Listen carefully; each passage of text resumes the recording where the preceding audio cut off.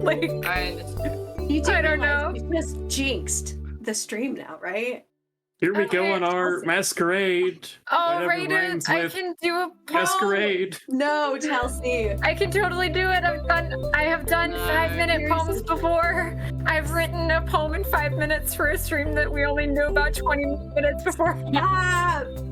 Yes, It's you totally fine. don't have to. Yeah. Make someone else do it in the chat. Make Oh, someone else pull that damn weight. We never do anything.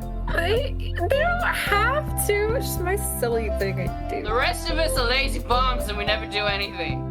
I do have my poem for next week already prepped, though. I already have that written. For tier? Wait, are we doing tier? Mm-hmm. Oh, yeah. Oh, shit. Okay. Well, shit. I have to go to. Is it on YouTube? Is the newest session on YouTube? Because I don't remember how. I'll figure it out. But I do have to do one for the one shot, and I do have one for Saltmarsh. The players don't even remember what happened. It's totally fine. It's totally fine. I mean, for Wow. oh god. I can hear us on the stream. Really? I think I can hear us. What? Hello, everybody. Oh yeah, you can hear us. Yeah. What? Hi, everybody. That's fine. I know most people here. So that's fine. Heather says, "Hi, Heather." Nobody say anything embarrassing. All you two people.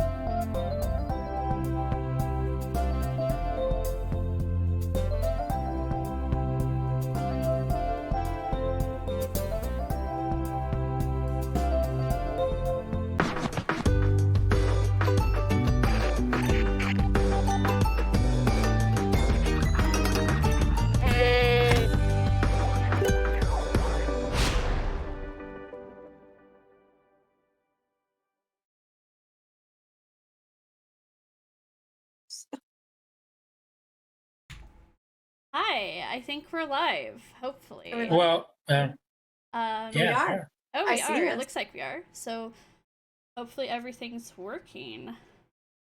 I'm not sure everything. Oh, nice. Go away, wrote one too. Oh. Aww. See, Chels. Okay, I know. I think I knew everything's someone working. else I was think gonna do it. everything's working. This is like the least professional start to a stream we've ever had. As I learned Is how to it use now? this I mean, tech. you've watched here, right? I mean, we have our issues. Okay. So hi everybody. I'm pretty sure this is working. I'm Lena. This is Helpful Goat Gaming. We're a small independent game design and game content creation community. I'm a member of Helpful Goat's staff. So is Adam. He's here. But I'm not doing the introductions. So welcome to the third of our 4 Pride-themed games this month, hosted by and featuring many of our LGBTQIA+ community members. And tonight we're going to be playing I'm a Lover, Not a Fighter, GM'd by the lovely Chris. And before I pass it over to her, just a couple of really quick notes, gonna speed run these announcements so we can play. We've got some exclamation mark commands. If you hit exclamation mark donate, you will get a link to support the Trevor Project. And this is an organization nationwide that's focused on suicide prevention among LGBTQIA+ youth who face really disproportionate rates of suicide and also things like homelessness, etc. So this is a way to support them. If you prefer to donate somewhere locally, I really encourage you to do some Googling and find a good organization who supports these populations, because your dollar goes a lot further at the local level a lot of the time, but the Trevor Project is amazing, so they are great to donate to if you just want to do something easy. Exclamation mark merch takes you to our merch show. Store. And all of the proceeds from our Pride-themed merch is going to be donated to the Trevor Project at the end of the month, so that's a cool thing to do. And then exclamation point Discord takes you to a link to our Discord, and you should totally join us, because all of these people and all these people in all our games are community members, and we're fucking awesome. And if you want to be fucking awesome with us and also get to play in games with us like this and Fortnite, and we do a bunch of game days and movie days, then you should come hang out. We have one more Pride-themed game this month. It's next Saturday, June 26th at 2:00 p.m. Mountain Time, 4:00 p.m. Eastern Time. And it's going to be Sexy Battle Wizard by Grant Howitt, and it's also going to be GM'd by the amazing Chris, because she's amazing. And then last but not least, we have a giveaway running. So we're featuring giveaways from some really amazing LGBTQIA+ indie game designers during our games this month. And this giveaway is a TTRPG charity bundle for trans support, organized by @CatElm on Twitter. It has 75 games, so it's a big bundle. I don't know what the games are, but I'm sure it's amazing, and the proceeds from purchasing it went to support trans people, which is really cool. There's 46 creators in this, so it's a really cool bundle. To enter, you do have to be a follower and then use the command !giveaway. And the winner is going to be announced at the end of the stream, so please try to stick around for that if you enter. And I'm going to pass it over to Chris, because this is her show tonight. Here you go, Chris. Hey everyone. As Lena said, we are playing I'm a Lover, Not a Fighter. And I'm very excited, and I'm hoping you can tell from our facial wear, is that however, that it is a masquerade ball. I'm very excited. I kind of threw out the idea and everybody was able to get one, so it was super fun, and I hope that you guys enjoy it. I hope you can still see all of their beautiful, glorious faces as they try and figure out what the heck it is that I am doing to them. So without further ado, I'm going to go ahead and I'm going to introduce the players. At that time, I'm going to have them introduce their character, and then we will move on from there. So first off, I will start with Adam. Hello, everybody. My name is Adam. I'm assuming that we're doing pronouns. I missed whether you said that, but my pronouns are he, him, his. And I am playing a character that we all just rolled our characters like 15 minutes ago. My character's name is Colt Royale. Colt is a noble-blooded, cynical thief, and I'm just gonna say he looks like Jeff Winger from yes, he just looks like Joel McHale from Community and The Soup, just because that's easy. And we will all discover more about Colt Royale over the course of the night, because I do not know. And if you want to point to your right, you will tag Joel. Hi, everybody. I'm Joel, he, him, his. Today I will be playing Osmandius Augustine. But just to make it simple, his friends call him Oz. Are we doing descriptions yet? Or just... If you want to hold off on that, you can. There will be time. I'll for hold that. off on that. All right, and I'm going to point To your right. that way. No, you're pointing back to Adam. No. I don't know directions. Now you're pointing to Lena. Sweet. Yes. Hi, I'm Lena. My pronouns are she, her, hers. Tonight I'm playing Scarletta, which is what we call her Letty for short. She is, I don't know what I'm supposed to be saying for this. I got distracted. She's a amorous acrobatic charlatan. And I will wait to describe her, but she's very fucking badass, so. Nice. And I'm gonna point To your right. To your right. Other right. Yeah. that right. Yeah. To Monty? Nyx. To Nyx. To Nyx. Right. Yeah. Yeah. He's there. There he is. Hello, I'm Nyx. Pronouns are he, him, his. I playing without a webcam tonight. I'm sorry. Yeah, I'm playing. My character's name is Connor Azure, and he's well, let's go into him. He's pious, pistolier. So yeah, it's pious, ostentatiously pious, duplicitous pistolier. So see how that goes, because I'm still working on that in my head right now. Perfect. And if you could see Nyx, he would be pointing up to Chelsea. Hi, I'm Chelsea, she, hers, and I will be playing Cressida de Luna. And she is a very mysterious, slightly scandalous, or maybe not so slightly, sword fighter. And I am going to put that way Yeah. to Monty. Yay! I did it right. Awesome. So glad that I don't have to point at anyone. I'm Monty. I use they, them pronouns. I have a cold, so very sorry for my horrific voice. I hope you can make it. And I'm going to be playing Eleanor Boulan, who is a rough and tumble, carousing smuggler, which is fucking perfect. And she uses she, her pronouns. So Back I to think Chris. your voice is fine. I think your voice will Thank fit you. your character just well. Perfect. Great. Let's hope so. Okay, and for those of you playing at home, if you have seen in the chat, I made Chelsea feel bad because I'm a jerk about not writing a poem, and she decided that she was going to write one super quick, and the moment she posted it, Galway also posted one, which is also amazing. So, would you like to read Galway's poem, Chelsea? Sure. Okay.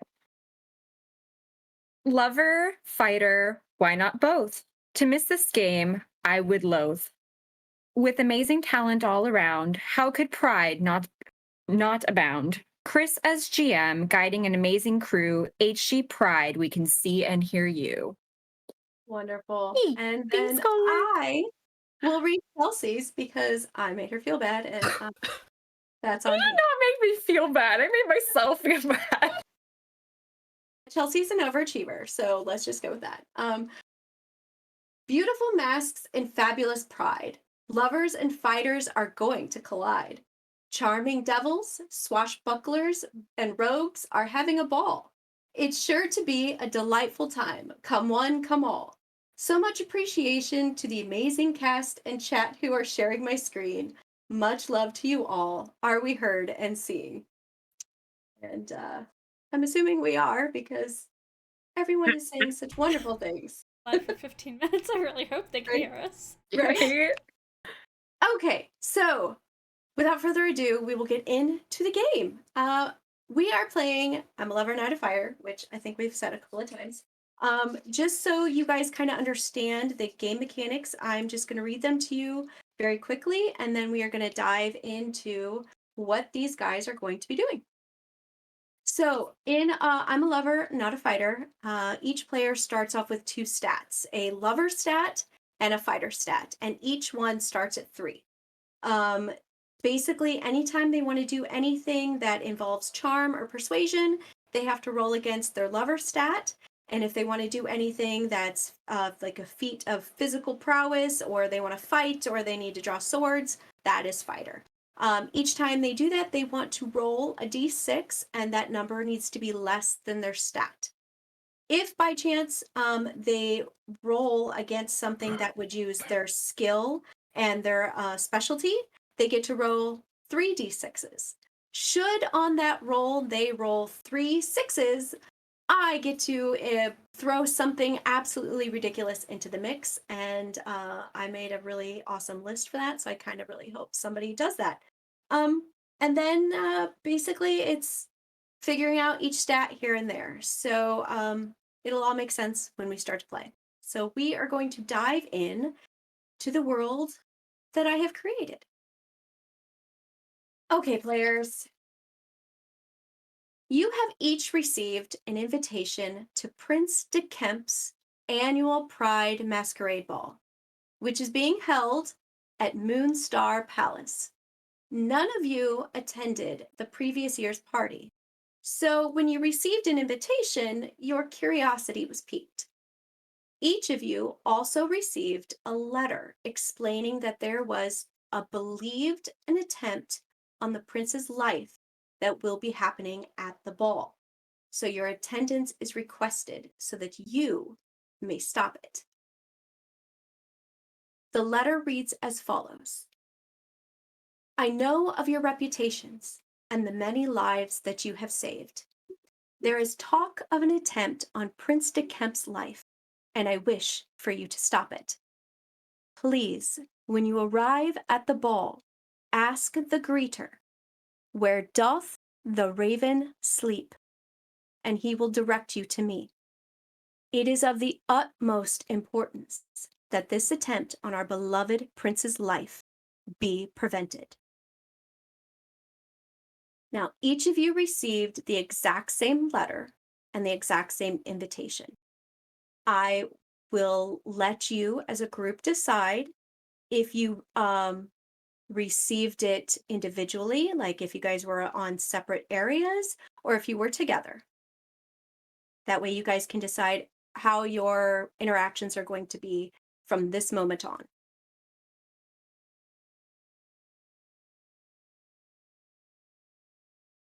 I think we should like all live together in a shared housing situation, like we're all roomies in a really big house.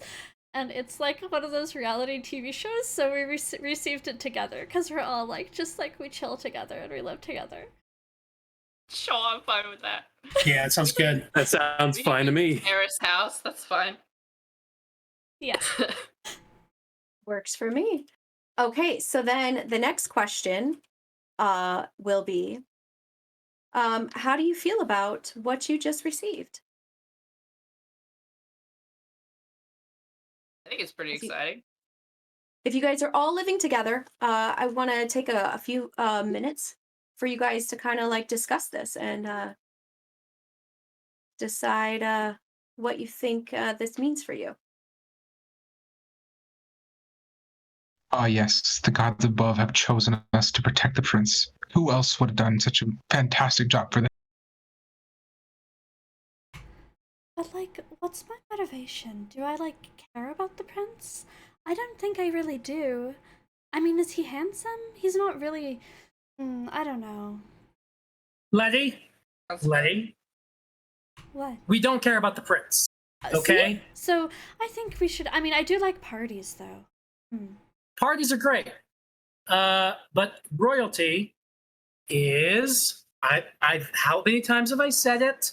Say it with me, everybody. Royalty. Say it with me. We've said it Royalty is so like many times. family. Royalty is Purple. Red.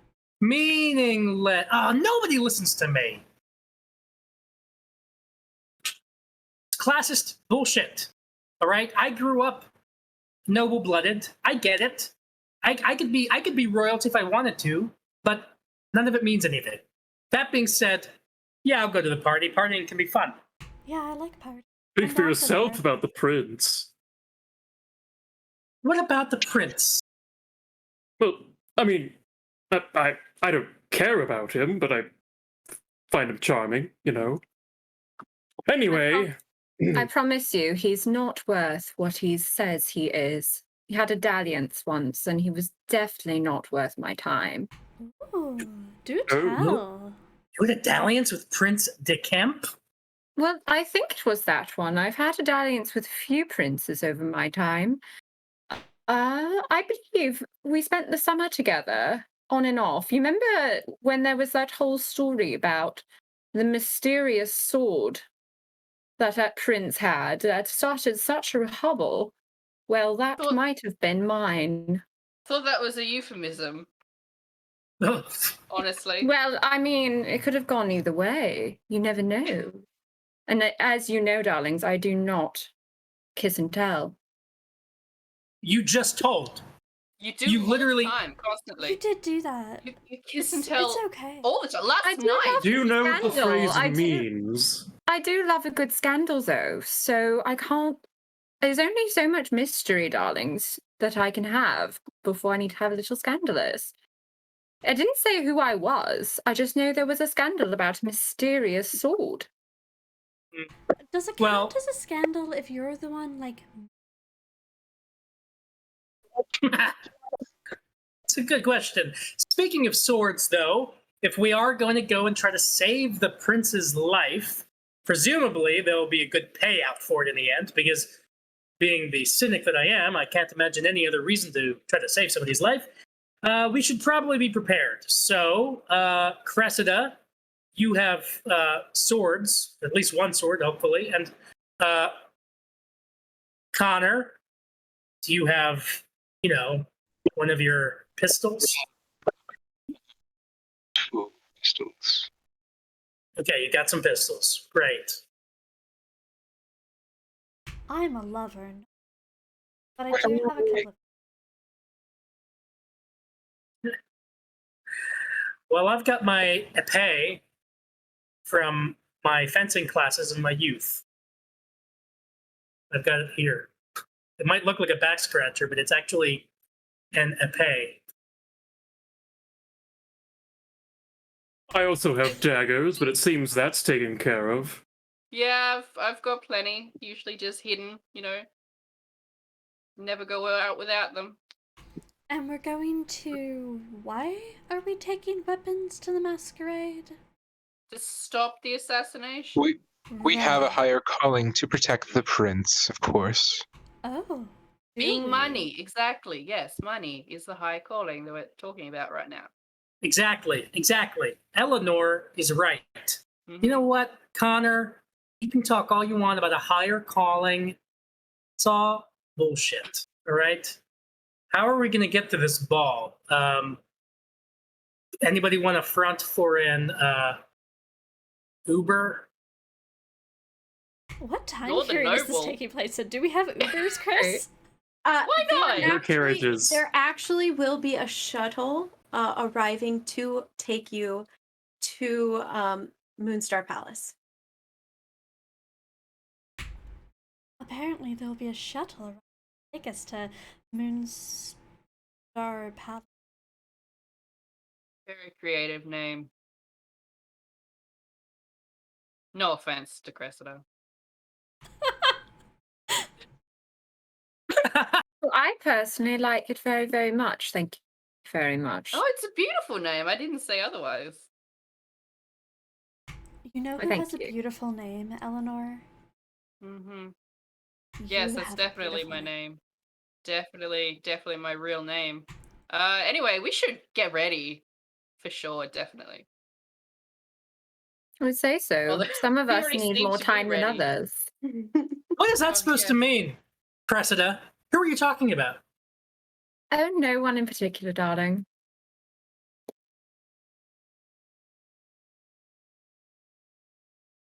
Okay, so you are all in agreement that you are going to at least go to the party, correct? Yes. Correct. Yeah, I mean, Yep. And yeah, it kind of maybe defeats stop the the purpose if assassination. we don't go. Okay, so as you read, it is a Pride Masquerade Ball. A little backstory on Prince de Kemp. Last year, at his 24th party, or his 24th birthday during the party, Prince de Kemp came out as gay. It was against all the other royal decrees in the land, actually in the space. But he decided that if he was going to rule and take mantle as king the following year, that he was going to live true. And so he decided that going forward, each masquerade ball would be a pride ball. So all the party goers will be in masquerade outfits with the masks and all of various designs and styles. So feel free to pick and choose your outfit as you would like. The shuttle will be picking you up and then flying you to Moonstar Palace. Well, I defy noble and royal conventions, so I will not be wearing a traditional masquerade mask. That would make me complicit in reifying and reproducing classist norms in a fucked up, self-serving society. So I will wear this donkey mask. Right. Your money, of course. I For the wouldn't be money. seen dead in that, but all right. You do you. Oh, I will. And I am. I'm okay with being sensitive at home. So I'm just gonna glam the fuck up and make sure I look real good. Mm-hmm. Sounds pretty good to me.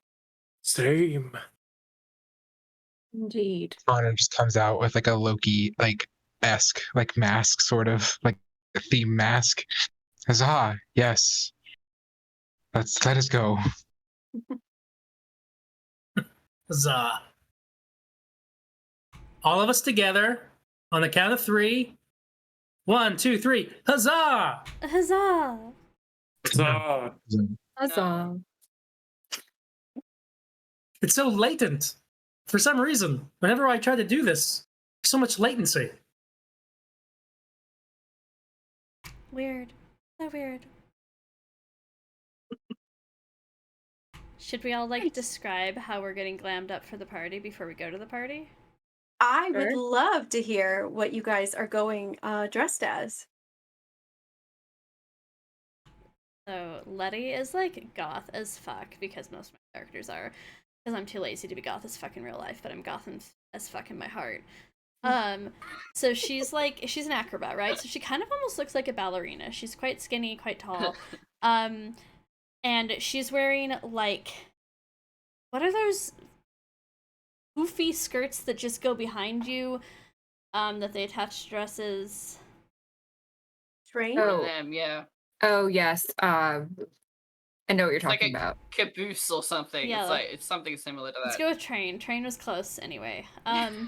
So she's wearing a black one of those that's made of tulle, and then she's just wearing super tight black pants, and then a very low cut sweetheart neckline at top, so she kind of looks like a ballerina, and then these really tall black stiletto heels, so she's even taller and looks very she's out to get fucked tonight. She is down to fuck. We're an R-rated stream. I'm good.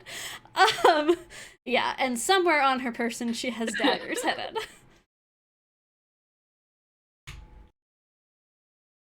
Fabulous. I love it.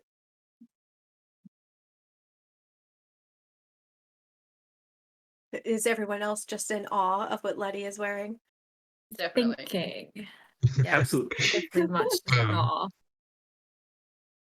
So- Rounding out his donkey mask, I mean, Colt is he's trying to like somewhat satisfy the conventions, but by openly kind of defying them. So he's got like a suit jacket, but with just like a t-shirt underneath, like I have, and a tie that's worn very loosely and casually.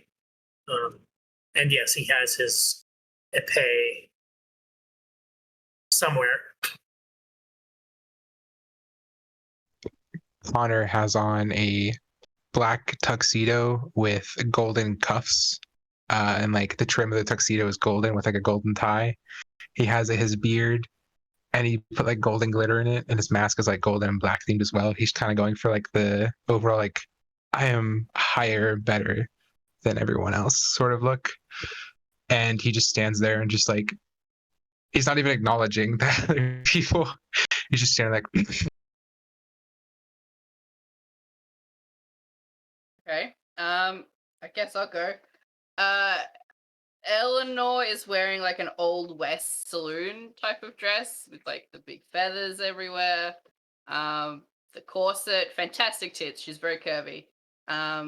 But the poofy dress that's like big enough for lots of pockets, because she's also a smuggler, so she's got like bottles of whiskey and lots of hidden daggers and stuff like just in her dress.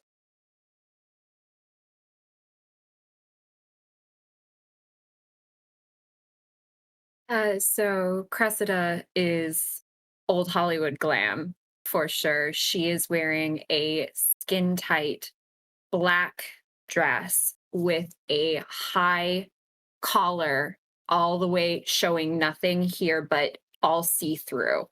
So, and she has like big sculptural shoulders, and in the back of the dress it is a cutout that goes almost all the way down to her butt crack.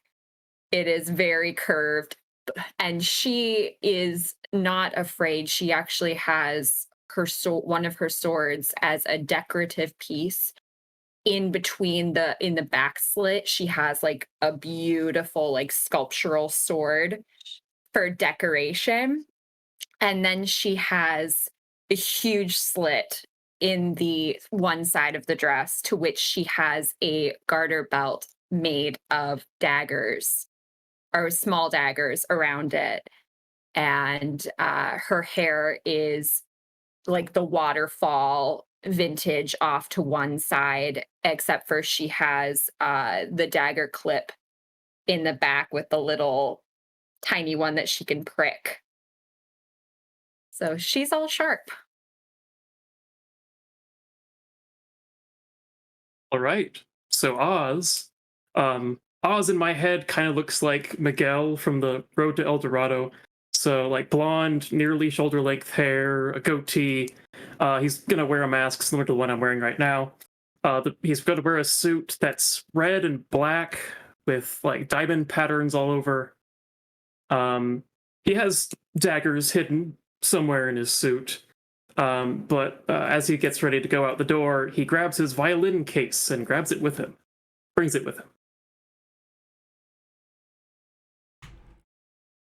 Fantastic. Eleanor,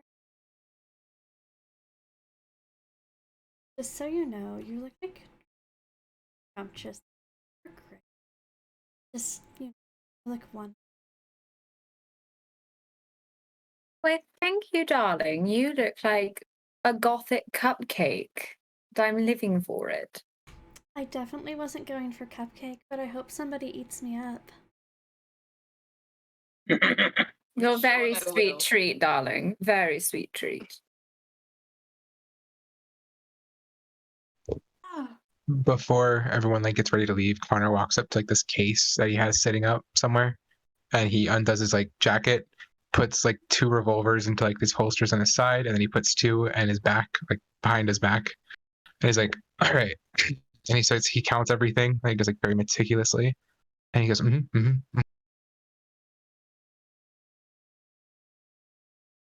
Fantastic. All right, you all sound absolutely scrumptious. So as you are finishing with the little primps and pushes of the tits, a shuttle pulls up down outside of your domicile. It looks like a limousine, but it is a actual like space shuttle. It's kind of like a stretch limo. It pulls up. My lights are fabulous. A man, a driver, gets out and he walks around and he pushes a button on the shuttle and the door slides open. And you can see that it is set up in like a U shape in seats. There's a bar, there's an ice bowl that has like a bottle of champagne in it. And you guys climb in, and then the driver closes the door, and you guys take off and you go straight up. The shuttle takes you. You guys travel very quick, and I'm not even telling you where you're at. You're not on Earth. Just understand that. So you are going to Moonstar Palace, and it is located on a stabilized asteroid in the Orion Belt.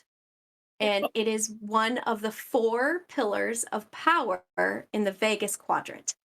As you pull around, you see this massive palace, but it's not overly arrogant. It's just right. The shuttle pulls in and it drops you off at a court. There are other shuttles, and so there is a line. The driver gets out and he taps the side of the shuttle, and the door opens up, and you guys step out.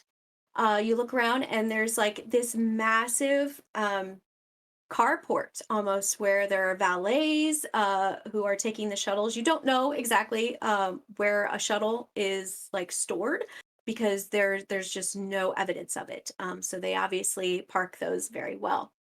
So the shuttle that picked you up and dropped you off does pull away, and then you guys are standing in front of a very large, lit up with multicolored lights escalator, and it is going up. So you get on the escalator, and it takes you all the way up to what is called the Flower Court. There are gorgeous trees and big lush flowers. The asteroid has its own atmosphere and gravity, so you guys are perfectly fine. Everything is growing like it has just eaten Miracle Grow every day for lunch, breakfast, and dinner. And then you hear invitations. Come one, come all, and enter the masquerade ball. And then you look over and you see a line of other dressed up partygoers, and they are all turning over their invitations to a greeter who is standing at the door. What do you guys do? Well, Eleanor's fixing her dress because she definitely stole everything in that limousine that she could possibly fit. So, again, the dress is designed to have 1 billion pockets, so like there's a champagne bottle and everything else is just like shoved in there somewhere. So, All right, Oz, you brought the invitation, right? Hand it to them. Do we have invitations? Right, we All got of one. you. Oh, of did you we all? received We an all. invitation. We all received separate invitations. Okay. Cool. Yes. All right. Well, who has mine? Because I must have misplaced it. full responsibility, so Oh, sorry. it's and I misplacing just rolled things. off. You're lucky you have Yeah. me. And he pulls out 2 invitations. Thank you, Oz. Appreciate it as always. What could you do without me? Could probably be Probably okay. making an ass of himself. Yeah, everybody, okay, everybody, party attendees, everybody who's in the flower court right now, please attention. I stand up on some kind of stump or something. Okay. Everyone, yes. Colt Half- Royale Here we go here. again. I don't Cold have Half to the say- Royale. people do turn and look. All right. Well, okay. Well, half is pretty good. Hearthstone. Yes, everyone, get it out of your system right now. I am wearing a donkey mask. Okay? I know you all have your social conventions. You still think that life in a multi-galaxy universe full of space travel really hinges on social etiquette. I get it. But if we could keep the ass jokes to a minimum tonight, I would appreciate it. Thank you very much. But you're acting like Everyone who had You're wearing a literal ass mask. What do you expect? Well, that's a good point. What should I expect from the masses? Emphasis on asses. Yeah, maybe you're all the asses, and I'm not. Huh? I mean, Yeah, just darling, saying. have you seen my ass? I think the answer is in the question. her ass is amazing. Yeah, I've yes, seen I- her. I mean, like with Oh, clothes thank on. you, darling.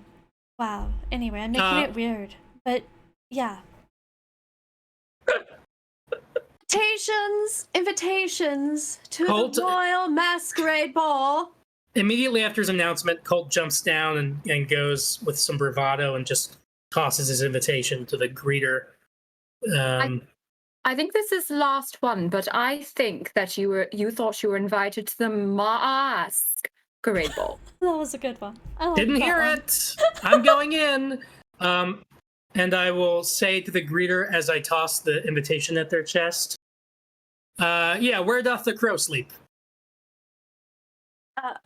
Pardon me. Oh, sorry. Yeah. Why doth the crow sleep? No, Uh, no. One more time. All right, hold on. I'll bend All down right, and pick up the invitation again because the greeter didn't catch it. So I look at the invitation. Yeah. Where doth the raven sleep? He will pause and look you up and down probably half a dozen times, and then he'll look at the rest of you.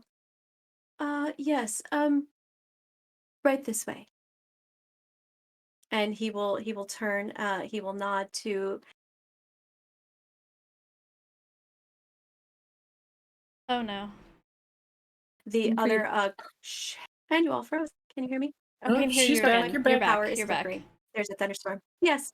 The power is going to go, I know, at some point. I do have a backup in case. But so the greeter will look at you, he will say, right this way, please. And he will turn and he will tap the shoulder of another gentleman that's standing next to him, and he will take his spot. And he leads you in to a giant entrance hall that is filled with masked partiers. And he will walk you past the actual entrance that leads into the back of the entrance hall and down a hallway. You pass a dining hall that is also filled with people. And he will stop and he will look at you and he will point to the observatory, please. And actually, I read my note wrong because it's actually, you're going to the conservatory, not the observatory.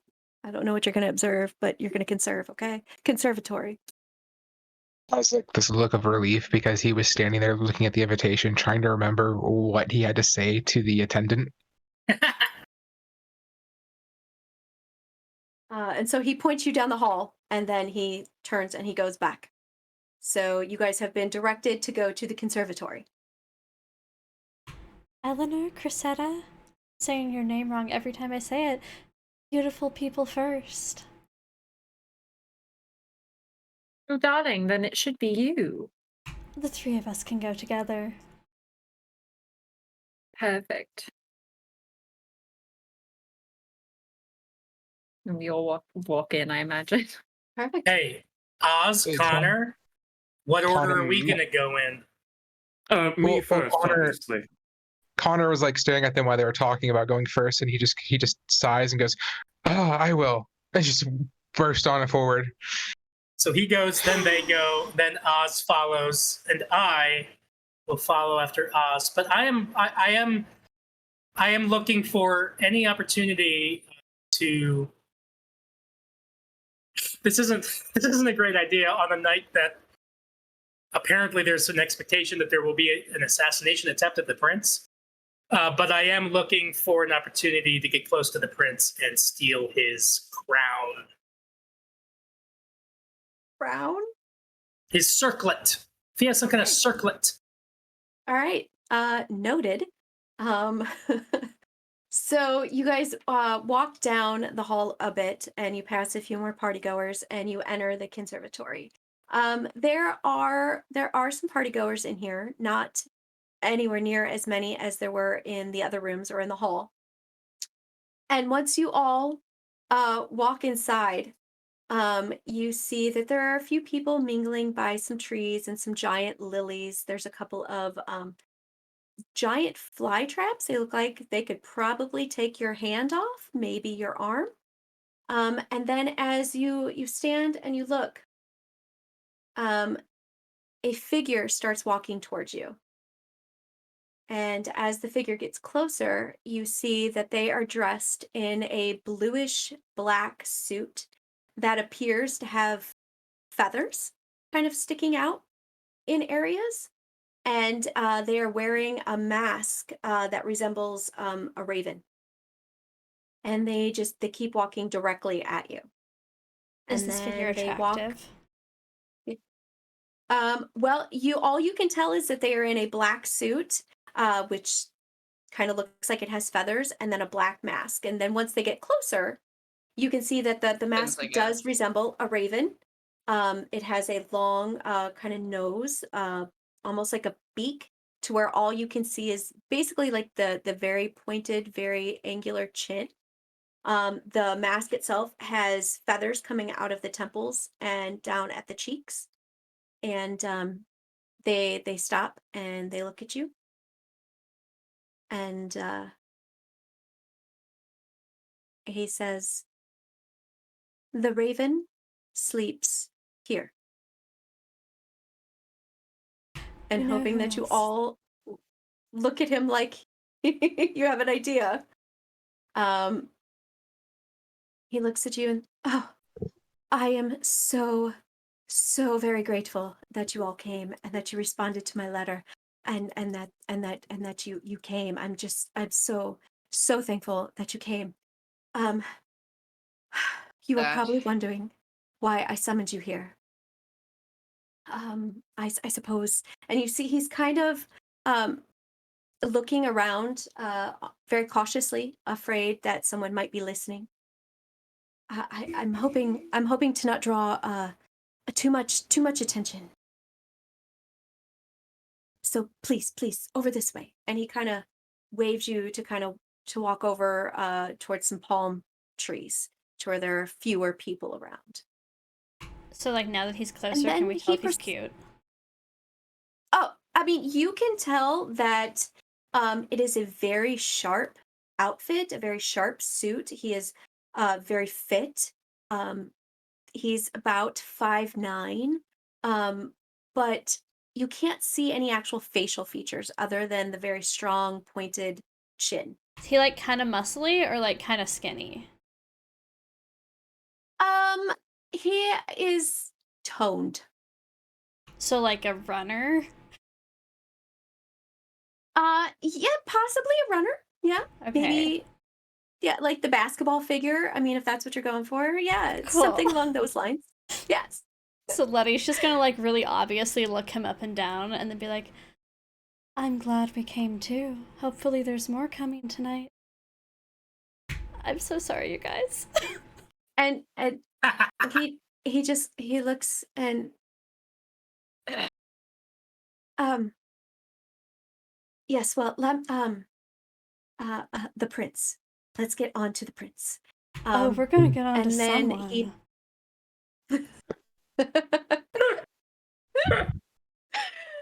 Okay. So, there is, well, I overheard that Baron Burnham he's conspiring with others to assassinate Prince de Kemp tonight before the stroke of midnight. I know that you all are not in the comings and goings of the royal family, or probably any in this quadrant. But Prince de Kemp turns 25 at the strike of midnight, and that is when he is able to take the mantle of king. And the Baron, who has been overseeing the royal decrees and all of the royalness, he doesn't want to give that up, and he is. I don't know exactly how it's going to go down. I know that something bad is going to happen to my dear prince, and I need you all to stop it. Is the Baron here tonight? Yes. All of the higher ups, as you would say, as I would say. I don't have any titles like that. But all of them are here. They're not all super big on the party. They prefer the older traditions. So it's possible some or all of them might be with the Baron in on this. But yes, they are all here because once midnight strikes, there will be a crowning ceremony. And I mean, hopefully everyone is still conscious enough to bear witness to it, because we definitely need those witnesses. But yes, he is here. You will know him when you see him. He is always just within eyeshot of the prince. But I do believe he's wearing a minotaur mask this evening. Yes, a minotaur mask. All right. So our goal here is to make sure that the prince is crowned. Yes. Whatever happens afterwards isn't our problem. I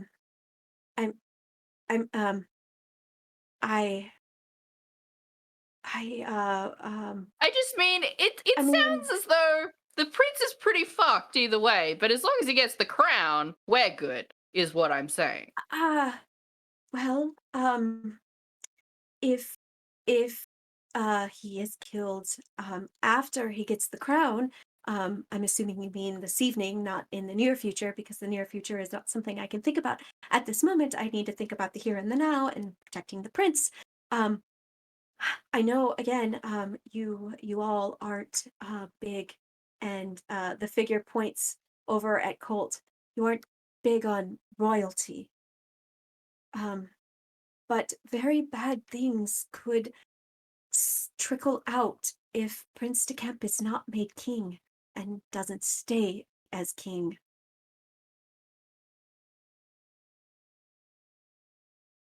And Connor says, "Worry not,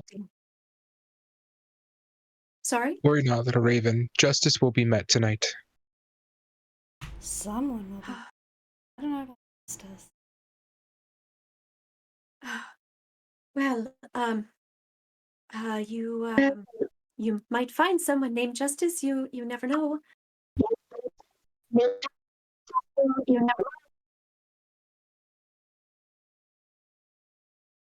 That was just a scramble to me. Yeah, same. Yeah. I thought it Okay. was me, on my end. I was worried. Yeah, what did you say, Nix? That's weird. It's picking up everything else. I'm sorry. Now I can hear you. Yeah, we heard you there.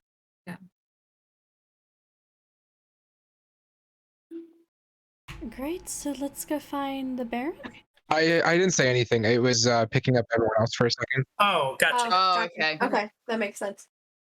I guess another important question, darling, is Yes, the yes. prince this evening, or is he wearing a disguise? Oh, well, I'm sure as you all know, it is everyone is in a dress of sorts.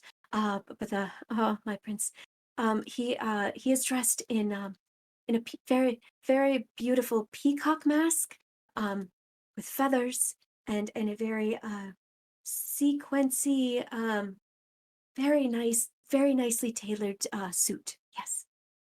So if the prince is to be crowned king tonight, Yes. does he have like a prince's crown or circlet or anything?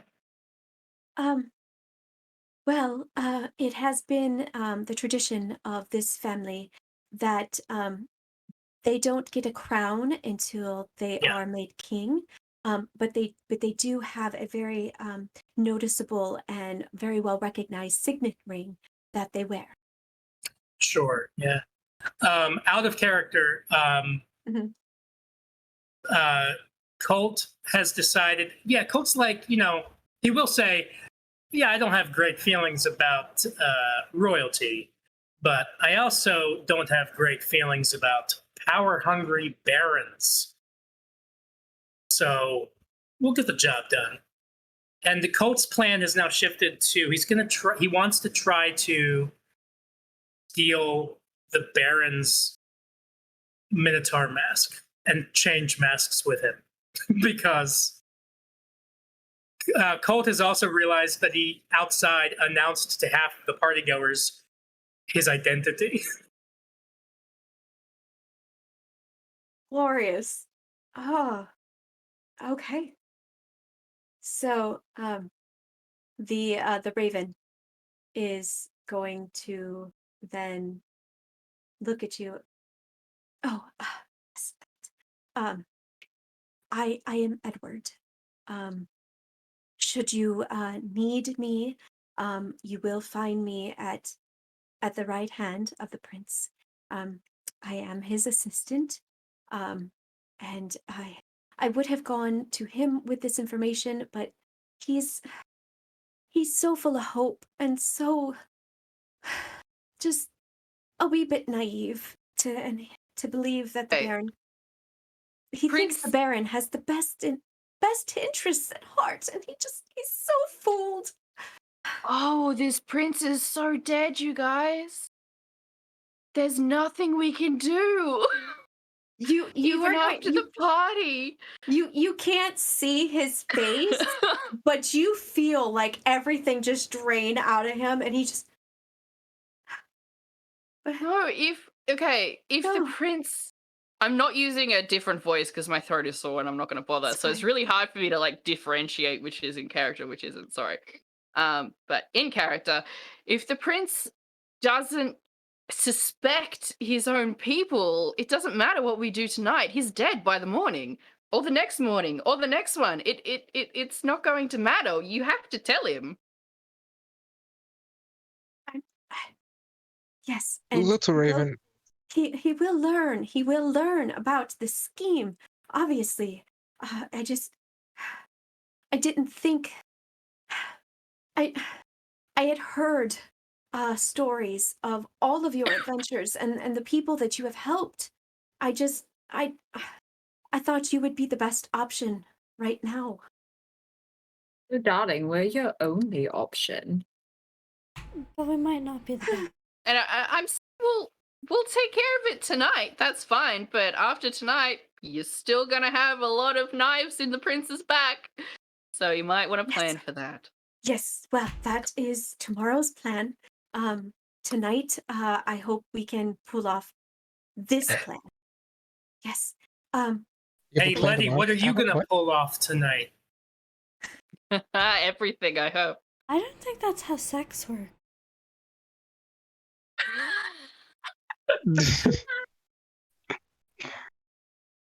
Little Raven, what are you to the prince?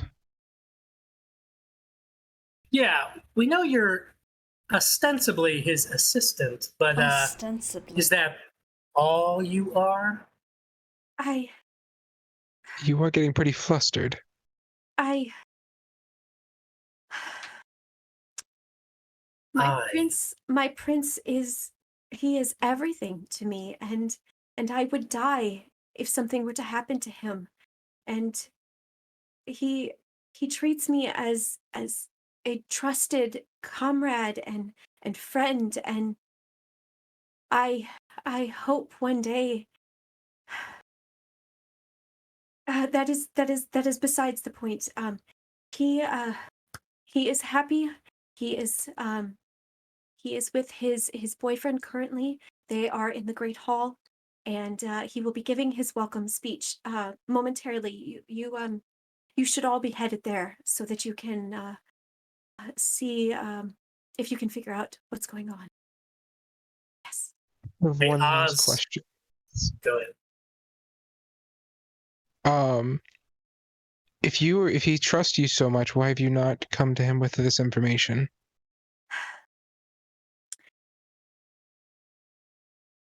Again, he is so full of hope, and you can feel him beaming as he is speaking of the prince. He's just last year was such a courageous year for him, and he was met with backlash.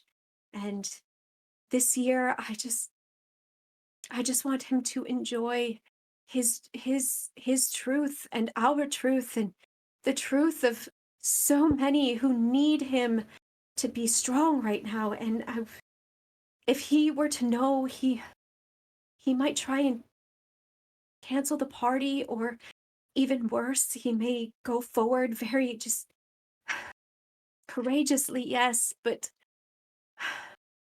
maybe be blindsided. And I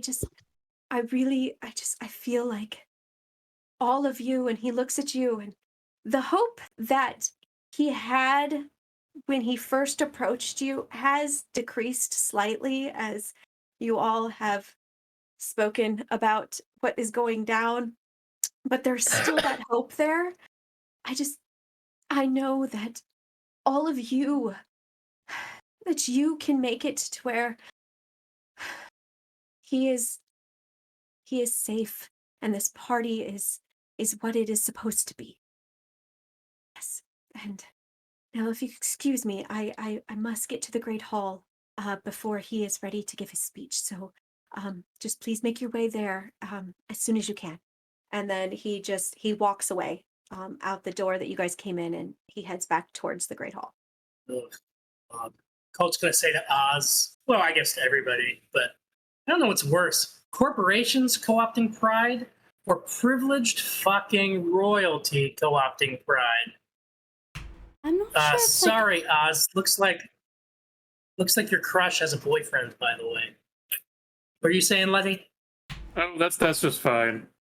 He's looking back toward the door where Edward left. Anyway. Oh, for once, I actually agree with you. It's not the most tasteful thing in the world. Yeah, how about that, Letty? You want to argue against both me and Oz? I mean, I'm always down to do something. But the prince is like gay. He's not co-opting anything, right? Like, he's allowed to celebrate Pride when he's one of us.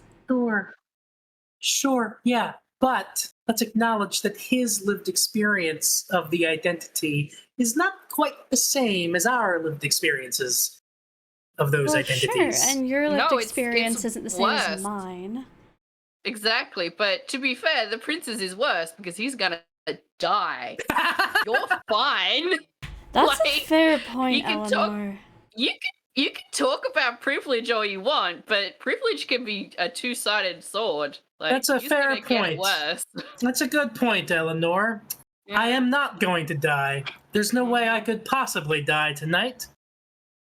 And if it is, it's not because of who you fuck. Whereas with the prince, it is directly because of who he fucks. It might be because of That's who just I saying. fuck. It's actually a good point. Huh. Mhm.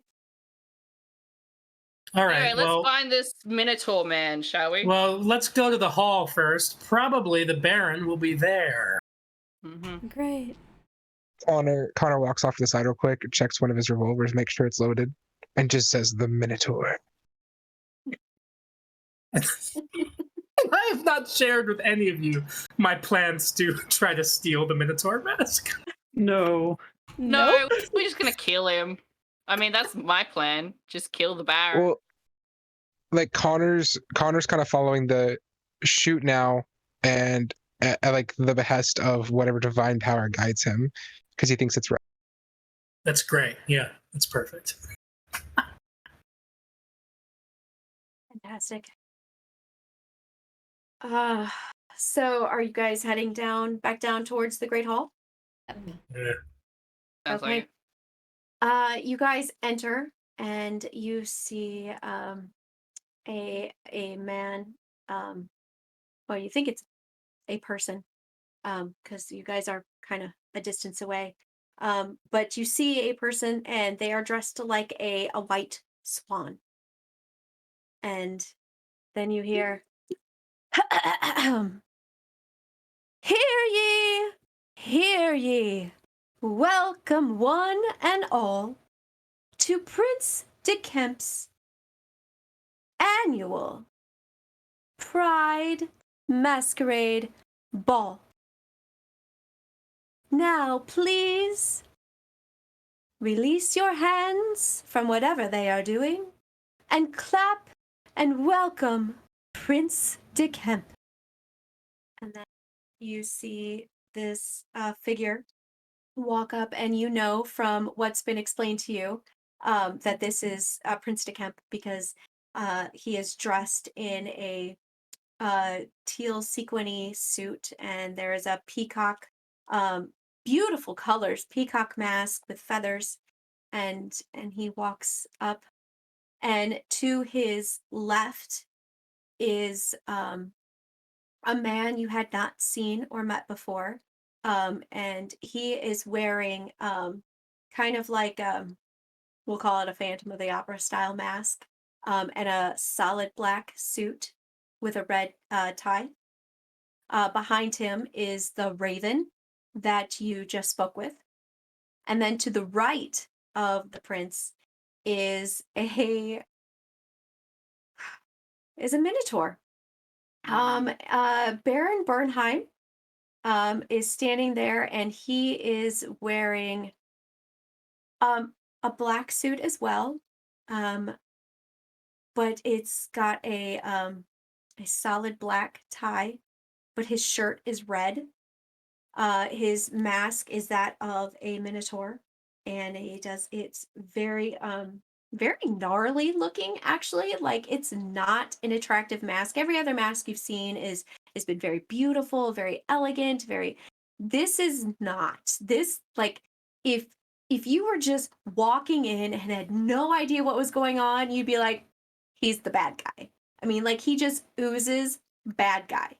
And Question real quick. Yes. Before we move on, what's the difference between a bull mask and a Minotaur mask? Because isn't a Minotaur mask just a bull mask? Because the rest of the Minotaur is the body bit. So true. I would say more like, what I was envisioning was more human-ish features as opposed to just the solid roundness of a bull. So okay. Cool. But if you want to envision a bull, go right for it. No, it's just like bull is like Minotaur is head, bull, and body. So how do you? Yeah, cool. It's like a centaur mask. With a centaur mask. Wouldn't a centaur mask just be a person? Yes, that was my exact point. It's like it would just be a people mask if it was a centaur mask. Look at my mermaid mask, everybody. Yes, exactly. Sorry, I'm so sorry, Chris. You're fine. You're fine. Sorry. I've derailed everything. Baron Bernheim is standing there. He has a cane, and he is slightly hunched, and he just has kind of like a sour aura around him. And then the prince steps forward, and he you can see him. He's like, oh, thank you all so much for coming this year to the ball. I turned 25 in just a few hours, and I am so happy that all of you will be here for my crowning. This is a big day. It's a big day for me. It's a big day for everyone. It truly is, and I'm just so happy that you guys are all here to share this with me. I'm so happy I can share it with you, and it just.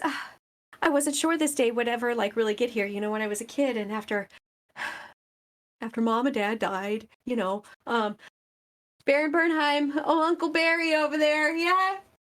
God. He stepped in and he just he guided me. He's been my guiding force, and he always told me that this day would come and he'd be so sad to see me grow up.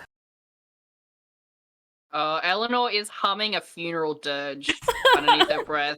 I love that. This kid is so dead, and there's nothing they can do about it. And then he looks to his left, and he reaches out his hand, and the guy standing next to him grabs it. And I'm just so happy that Tyler is here with me, and that and this is just going to be the best party ever. I'm just so excited. So carry on. Have some apricot juice, some fizzy champagne. There are hors d'oeuvres. There's it's just, you name it. I think it's here. I mean, I know I live here, but I don't really know what all is here anyway. Oh, guys, I am just so excited that this just. And he stops because he just like literally has no idea what he's doing.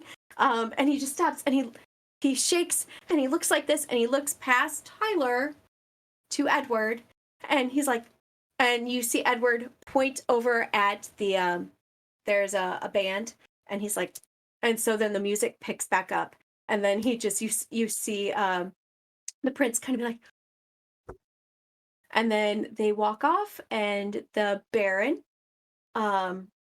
walks the opposite direction. I have a very important question. Sure. Is the Baron sexy evil or just evil? Is there a non-sexy evil? If you think about it. I really? mean, okay, so I think Voldemort is hot, so the answer is no, there's not a not sexy evil. Okay. But I want to hear Chris answer this. So, what I envision for Baron Bernheim is Gru from Despicable Me. So yeah, sexy evil. Yes.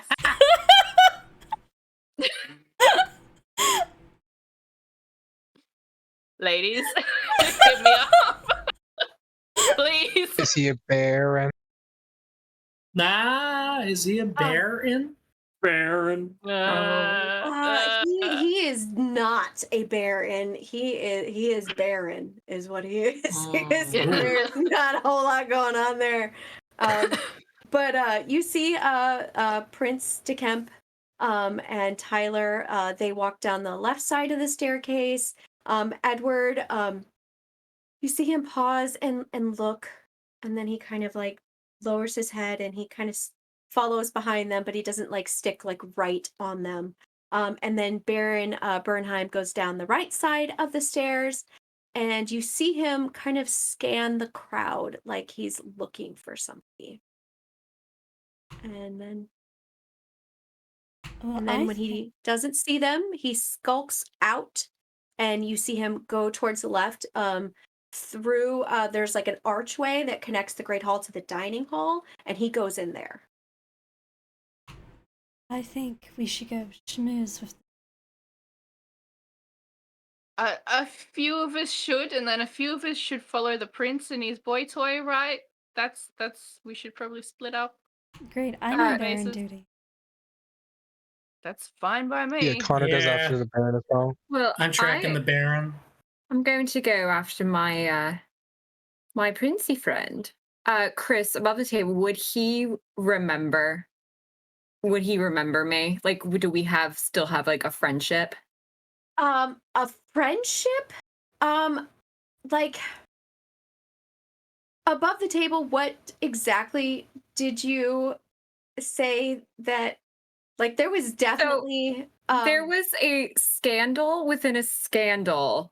So it would have what the way I for him, see it would it, have been very awkward, and yeah. so like he definitely won't seek you out, but he won't turn you away when you approach him. Okay, so I have a makes silly sense. idea and I want to put it towards you. So I have an idea that the scandal was that they were in a relationship, but really she was teaching him fencing with the sword. And so when we say swordsmith, like, so it was a scandal that there was a scandal of a relationship, but really they were having buddy fun time, Sure. but the sword just got misdirected somewhere and it blew up that I was the other woman, but really I was just teaching him fencing and having fun. That works. That works for me. Okay. Okay, so we have Letty, Colt, and Connor going off towards the Baron. And then we have, I can't remember names, and I'm trying to scroll up. Oz, Eleanor, and help me out. Cressida. Cressida. I don't know why I can't pronounce that. Going after the prince. So let's take the Baron first. How exactly are you guys traveling together, or are you divide and conquering after the Baron? I'm definitely.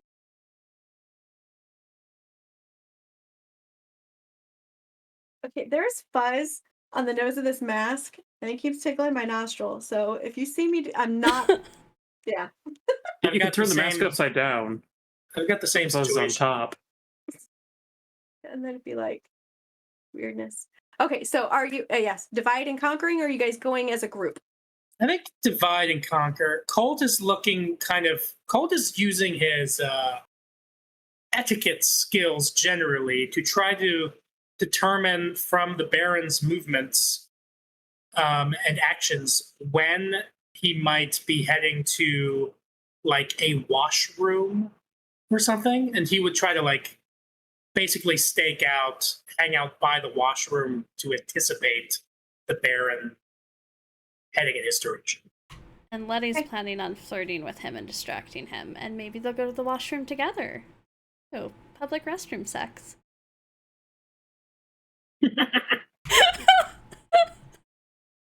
Wouldn't be a pride ball without some public restroom sex. Oh my goodness. Okay, and Connor. Connor just you're kind of up wants to be like, "What is your plan?" then? So you're taking the direct approach. Yes. Okay. All right. So the Baron had a bit of a head start. And so when you guys each enter, I'm gonna say you're gonna enter and spread out into the dining hall. There are probably 30 people in between you and where the Baron ended up. Adam, you are coming over from the left, and you spot the Baron first.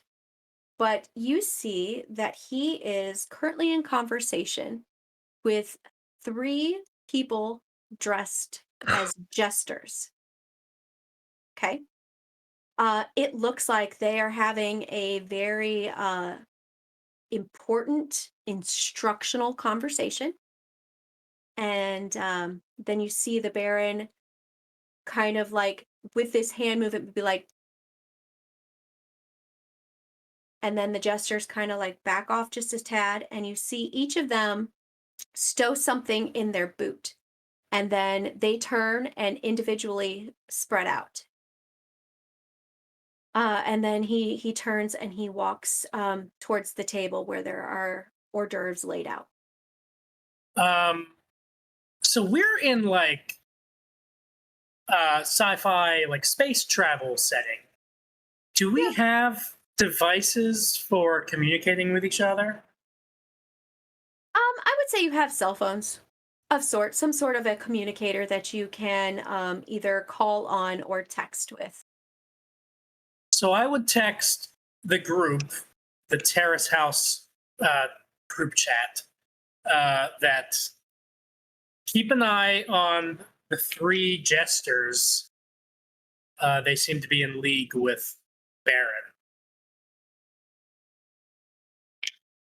And if he's going to the hors d'oeuvres, maybe I'll no,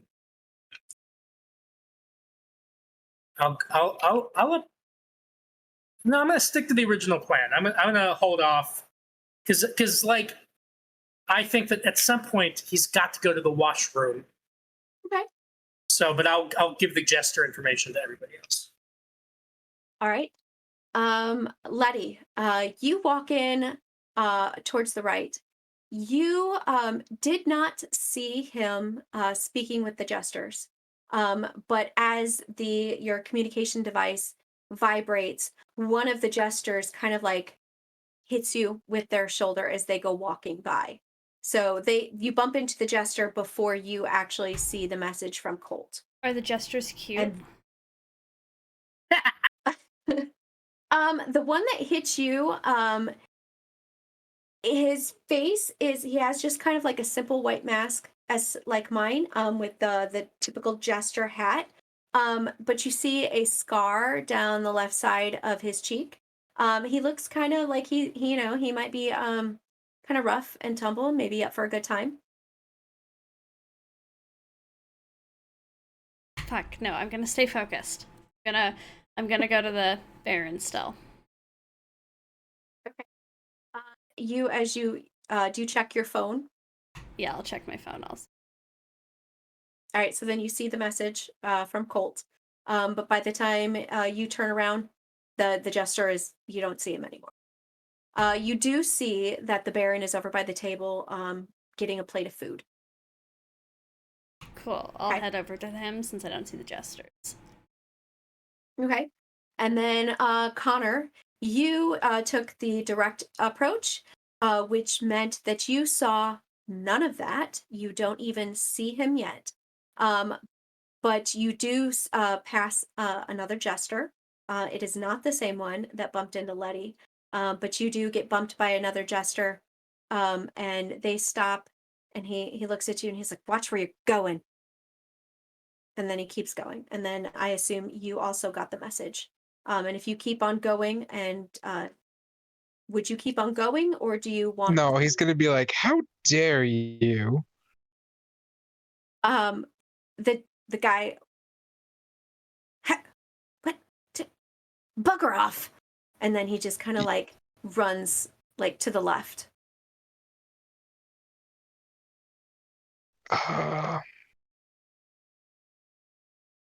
Well, I haven't checked my phone yet, so I'm gonna keep heading to the Baron while I look at my phone. And Okay. then I guess I'm like, oh shit. Crap. There was a jester. I should have gone after him, but I'm guessing he's gone now. I mean, you know that he just went past you into the room that you came from. He's just gonna go to the Baron. He that was his mission to begin with. Okay. You continue walking through the partygoers, and then you do see the Baron at the end of the table. But Letty has beat you to it, and you see Letty walking up towards the Baron. She is much closer than you are.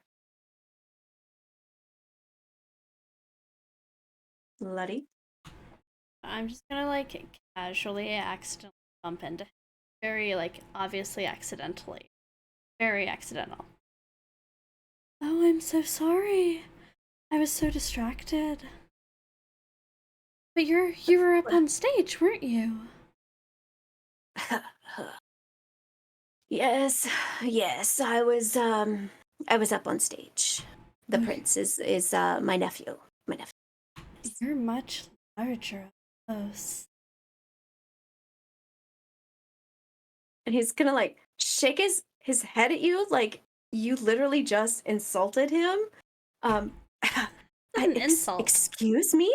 I beg your pardon. You're just so strong looking. And so kind to have taken care of the prince. He stops. He's like still filling his plate, but then he stops when you say so kind to have taken care of the prince. He looks at you. Yes, that I guess would be one of my many qualities. A man like you must have many good. You get the sense that he has never been talked to like this before. So he literally is not sure what he's doing. And so there's this internal debate because he is trying to get a plate of food. He has no idea how to talk to somebody, let alone a woman like this. I'm sorry. What did you say your name was? My name's Letty. It's Yes, such a pleasure to meet. And you'll see he holds out his hand to kind of take yours. And if you put your hand in his, he'll pull up and I think yes. I think the pleasure is mine. Oh, the pleasure's definitely both of ours. Yes. Well, so are you by chance here alone? I'm here with my friends, but unfortunately I didn't have a date. I don't know why. Yes, that is and he starts to get really flustered and he loses control of his plate and like the meatball that he had just picked up goes toppling off and then he sets a plate. Yes. Well, that is very very unheard of. Um and he looks down and some of the sauce got on his suit. Oh, you'll have to excuse me. Don't go anywhere. And then he turns and he heads out of the room down the hall. He's heading to the loo. I'll wait right here. And I'm gonna text the group chat. I have no idea what I'm doing. What is the plan here? I don't actually want to hook up with this guy. I think the plan was to kill him, maybe? I'll just text that back. Just a long string of oh. Was the plan to distract him until midnight? Was that the plan so he couldn't kill him until after he was made king? Yeah, Con- maybe. Connor texted emoji as a gun, a little like explosion like emoji, and then like the person with their hands up in the air, like I don't know. Colt will text 3 jester hat emojis and then 3 boot emojis and then 3 question marks. We kicking gestures now? That seems very noble of you. Okay, then if you text that back, he'll text back, okay, jester emoji, boot emoji, line break, jester emoji, boot emoji, line break, jester emoji, boot emoji. And then space, line break, 3 question marks, and then in parentheses, probably weapons, end parentheses, send. You're starting to sound a lot like Dirk. I'm just gonna text okay. to the group chat question mark. Connor was gonna follow because he saw it happen, right? Too. So you're following the Baron? Yep. Okay. So we will I'll leave off there, and we'll leave off with Okay. Colt's all those text messages going back and forth, and we'll pop back over to the group that is keeping their eye on the prince. You guys, you check your phones and you see this strange text line of jesters and boots, and as you're looking at it, um, each of you, are you doing this as a group, or are you like the other group, kind of dividing and conquering? Kind of depends, because I was going to ask, is the prince seeming to stay in the ballroom, or is he going someplace else? He is currently mingling in the ballroom. Okay. Is his partner with him? Yes. Okay, I want to Is- talk And then to your about partner. okay, Okay. all right. Is the Raven still with them as well? Yes, but he's not like close. He's not trying to third wheel it, but since he is the assistant to the prince, he's still within earshot should he be needed. Also, is there dancing? We are in the ballroom. Yes. Is this as Yes, like, this dancing? there's dancing, there's music, there are people walking around with things. Okay, excellent. I'm food, gonna pick drinks. up 2 glasses of champagne or whatever the hell is going on, and just walk straight toward the prince's partner. Okay. And then I'm gonna wink at the other 2 and just like indicate the prince, like, you guys take care of him. Okay. How far Um, away is the band from everything else? they're along side like one of the walls. Okay.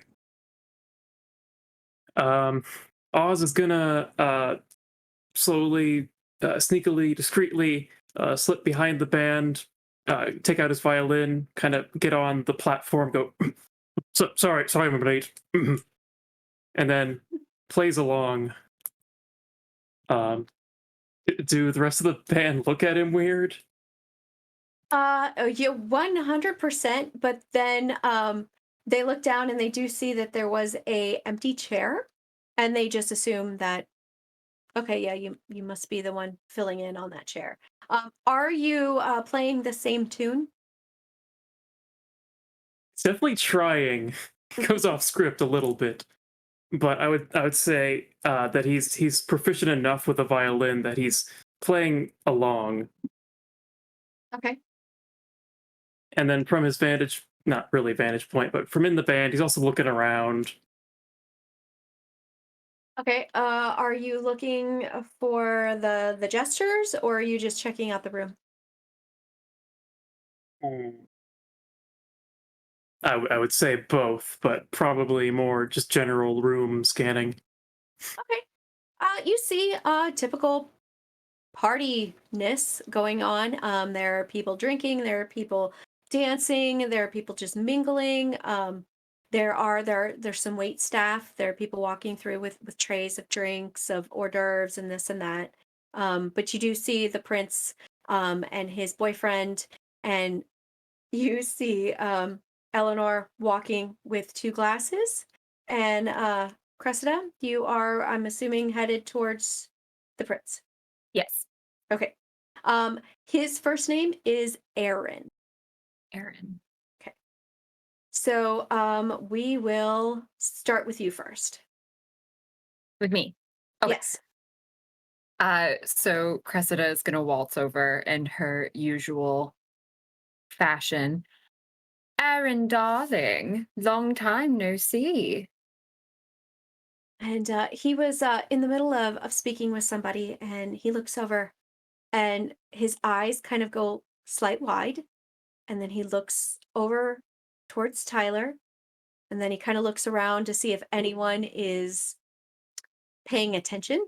And then when he feels like it's pretty safe, oh, Cressida, dear, how are you? And you see him stop for a second, and he did kind of put together the guest list, and he's trying to remember if he put your name on there. And then he's like, "Oh, Yes, yes. It's so nice to see you. How are you? Oh, doing fabulous as ever, darling. Are you still playing with your swords, or have you moved on to peacocks? Cressida, um, as you can see, I'm doing a wee bit of both. And you'll see him kind of slyly smile over at Tyler, who is he is not amused. He's just kind of like standing there, not really like he's not into this at all.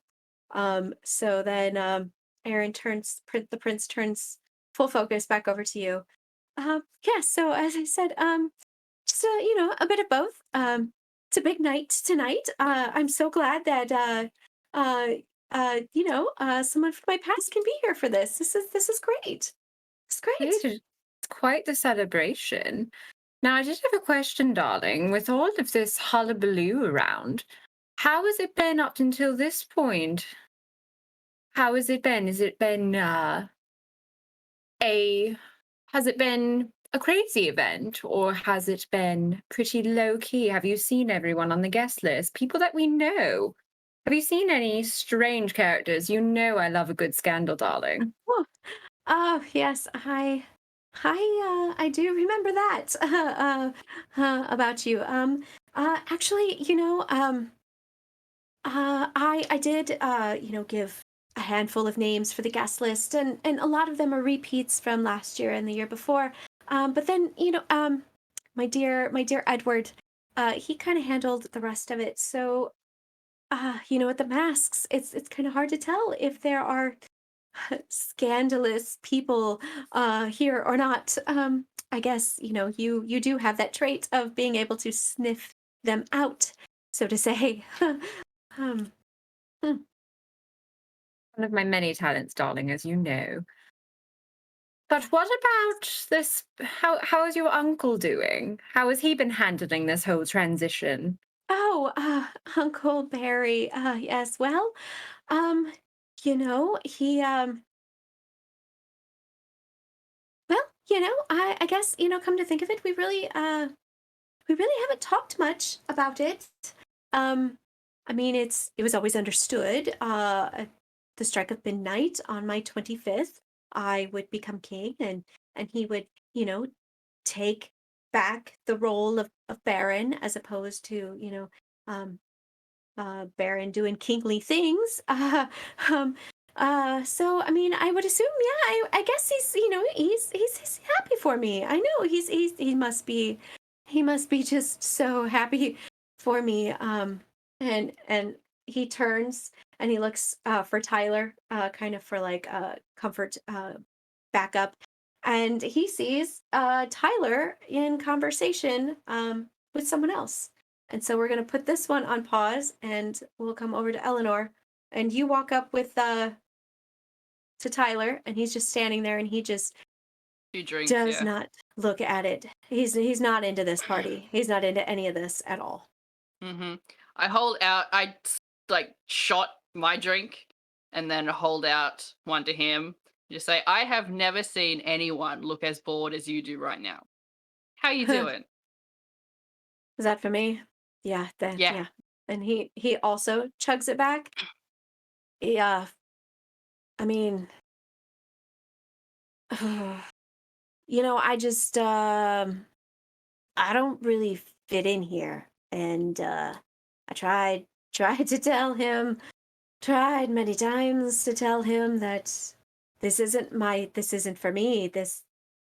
And he kind of like gestures wildly, but he's kind of referring to a specific sect of people. It's like Mm-hmm. these really aren't my people, and I just can't quite get him to he's loving it up though. But it's not this isn't my thing. No, well, I think I have something that can help with that. And I reach into my dress and pull out a bottle of whiskey and just fill his glass back up again, and mine, and just like put it back again. Uh, well, you look miserable. No offense. But hey, we can still have some fun. I don't really fit in here either, so I chug it back. he looks at the glass that has the whiskey. He watched you put it back into your dress, and he just kind of chuckles. It might not be so bad, I guess. And he starts sipping on the whiskey. But he's still kind of like very despondent. He just isn't, again, really into this. But then out of the corner of your eye, you see a jester, and he's about 5 or 6 people away from you, Okay. but you see him walking that way. Towards the prince and Towards Tyler. Yes. Okay. Uh, I'm gonna just give out like a low whistle, as in like I'm gonna sigh, make it look like I'm just going but like whistle to try Okay. and get Cressida's attention. I don't know if that would work. Well, you guys are pretty close. Tyler and Aaron weren't too far away from each other. And you see Aaron and Cressida are still kind of talking, but Aaron is he's almost like looking for a reason to get out of the conversation because he's still very um nervous about the old scandal and people talking because he has enough Right. of that going on. So you see him Yeah. kind of antsy. So Cressida, you may have lost his full attention. So I'll let you decide if you hear the whistle. Yeah, I would hear it. I'll sort of like gesture my head as if I'm like stretching my neck, but I'll gesture over to the jester, try and tell Cressida that he's there. And then I'll just say real casual to Tyler, it's like, I think the prince is gonna have a bad night. So if you want to help with that, that would be great. I know you're having a miserable time, but you care about him, Hmm. right? You want him to have a good time? I I mean, it is his party. Exactly. Yeah. Exactly. You know what sucks and should never be at a party? Jesters. We have to get this jester out of here. This is disgusting. I mean, come on. Jesters at a royal party these days? That's just like, that's so old school and honestly kind of insulting. So we should get him out of here before the prince sees, because he's going to lose it, really. He just kind of looks at you like he's not quite sure. And then he kind of starts to kind of look around. You mean that guy? Yeah, that What guy. you That you guy. want you you want me to like kick him out of the party? Oh, absolutely, 100%. He needs to go. Look at him. He's so insulting.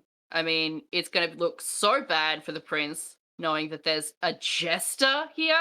No one's going to take him seriously anymore. It's so last season. Ah, okay. I mean, yeah, sure. Okay. He looks like he doesn't know really what to do. It's okay. Here, Um, I'll help you. And I grab him by the elbow and take him over the jester and just, how tall is the jester? I'm a tall woman. Would I this just this one is the one that bumped into Letty. So he's about 5'5", and he's got that scar on his left cheek. And so he's just standing there, and he looks like really shifty, like he's trying to Yeah. figure something out. And you see him kind of reach down for his boot as you are coming up on him with Tyler. Okay, cool. I have many hidden daggers. So I might reach into my dress pockets and pull out just a real little one, like a ninja star type of thing. And as Okay. he's reaching down, I'm going to pin his sleeve to the ground. Okay. First roll of the night. I need you to roll for the fighter stat. Okay. How do I do this? How many do I Roll. roll? 'Cause Let's I'm see. rough and tumble. Okay, rough and tumble, Yeah. and you're a And a smuggler, so that's smuggler. not gonna work. So rough and tumble, and you're And carousing as well. So carousing. that's Yeah. you know what? Because you had the drinks and you pulled Tyler, I'm gonna let you roll for carousing as well because you're trying to kind of create Okay. that scene. So roll 2d6, take Okay. the lowest number. The lowest. Okay. Well, the lowest is 1. All right, Got a 1 and a perfect. 4. So you just had to be lower than 3. So you throw that little mini dagger as that jester is reaching down to his boot, and you catch the frilly cuff of his outfit, and it sticks into the ground. And you see him look up, and he looks, and then he sees you as you are like step almost like on top of him. And he gets ready. He's trying to pull the knife out, but you threw that pretty good. So it's kind of in that ground. And as he's trying to pull the knife out, you get on top of him, like you're standing on top of him. And Tyler looks at you and he's like, is that part of the plan? Part of the plan. Like the knife? I mean, like, is that necessary? No, you just wanted to kick the guy out. Right. Yeah. But I just totally froze for a second. I was like, oh my god, this dude's in on it. Which I kind of do think he might be, which is also why I want to get him away He's from the prince. sus. Yes, he's totally sus. I just say, well, not exactly, but you know, desperate times call for desperate measures, don't you know? Let's just get him out of here. I'll explain everything later. Hey, Greta! I'm just gonna call back over to my shoulder. You good? You can take care of this? I'm gonna go outside for a second, and I just fully pick up the chest. And like, Fantastic. pulling him over my shoulder. So people they're dancing, they're drinking, and it's we'll say a little bit of time has gone by. So there are some people who have had a few, and they just look at you and they're just like, they think this is like the funniest thing. There's this woman carrying this jester out over her shoulder, and she's just like strolling through, like people are partying, and this is hilarious to them. They don't know why, but it is. And so you have successfully taken one of the jesters out of the situation. Yes, excellent. Okay. So let's pop back over to Colt. You were waiting to see if the Baron was going to head towards the restroom or not. You see him get kind of flustered over at the table with Letty, and it looks like he dropped something, and then he excuses himself, and you see him walk out of the room, and you're assuming he's headed towards a restroom. So I take it you follow. If I could see that he's headed there, I would try to head him off and get there first, Okay. if possible. Yeah, the doorways, there are 2 doorways that go out into the hall. I mean, this is a giant palace. So you head out a doorway, and you see him turn, and he's kind of looking, and then he does head off to the left towards the restroom. And he's kind of flustered. He he definitely had never had an interaction like he just had. So he is very flustered with himself, and he's kind of mumbling, and he is walking towards the restroom. Cool. I try to position myself in the So if I can get to the washroom first, is there any kind of attendant there, like a person holding a towel or anything like that? In the restroom, yes. I'm gonna go in and tell them that I've been sent to relieve they get to go on break, and I've been sent to relieve them for a bit. Okay. They will. That's not like the normal masks for staff. Did you lose yours? No, you didn't hear the latest. Oh no, it's it's a big party, and the prince wanted us to kind of stir it up, mix it up, kind of get non-traditional with the masks. That's what makes it fun. If all the staff are in the same masks, it's not as fun.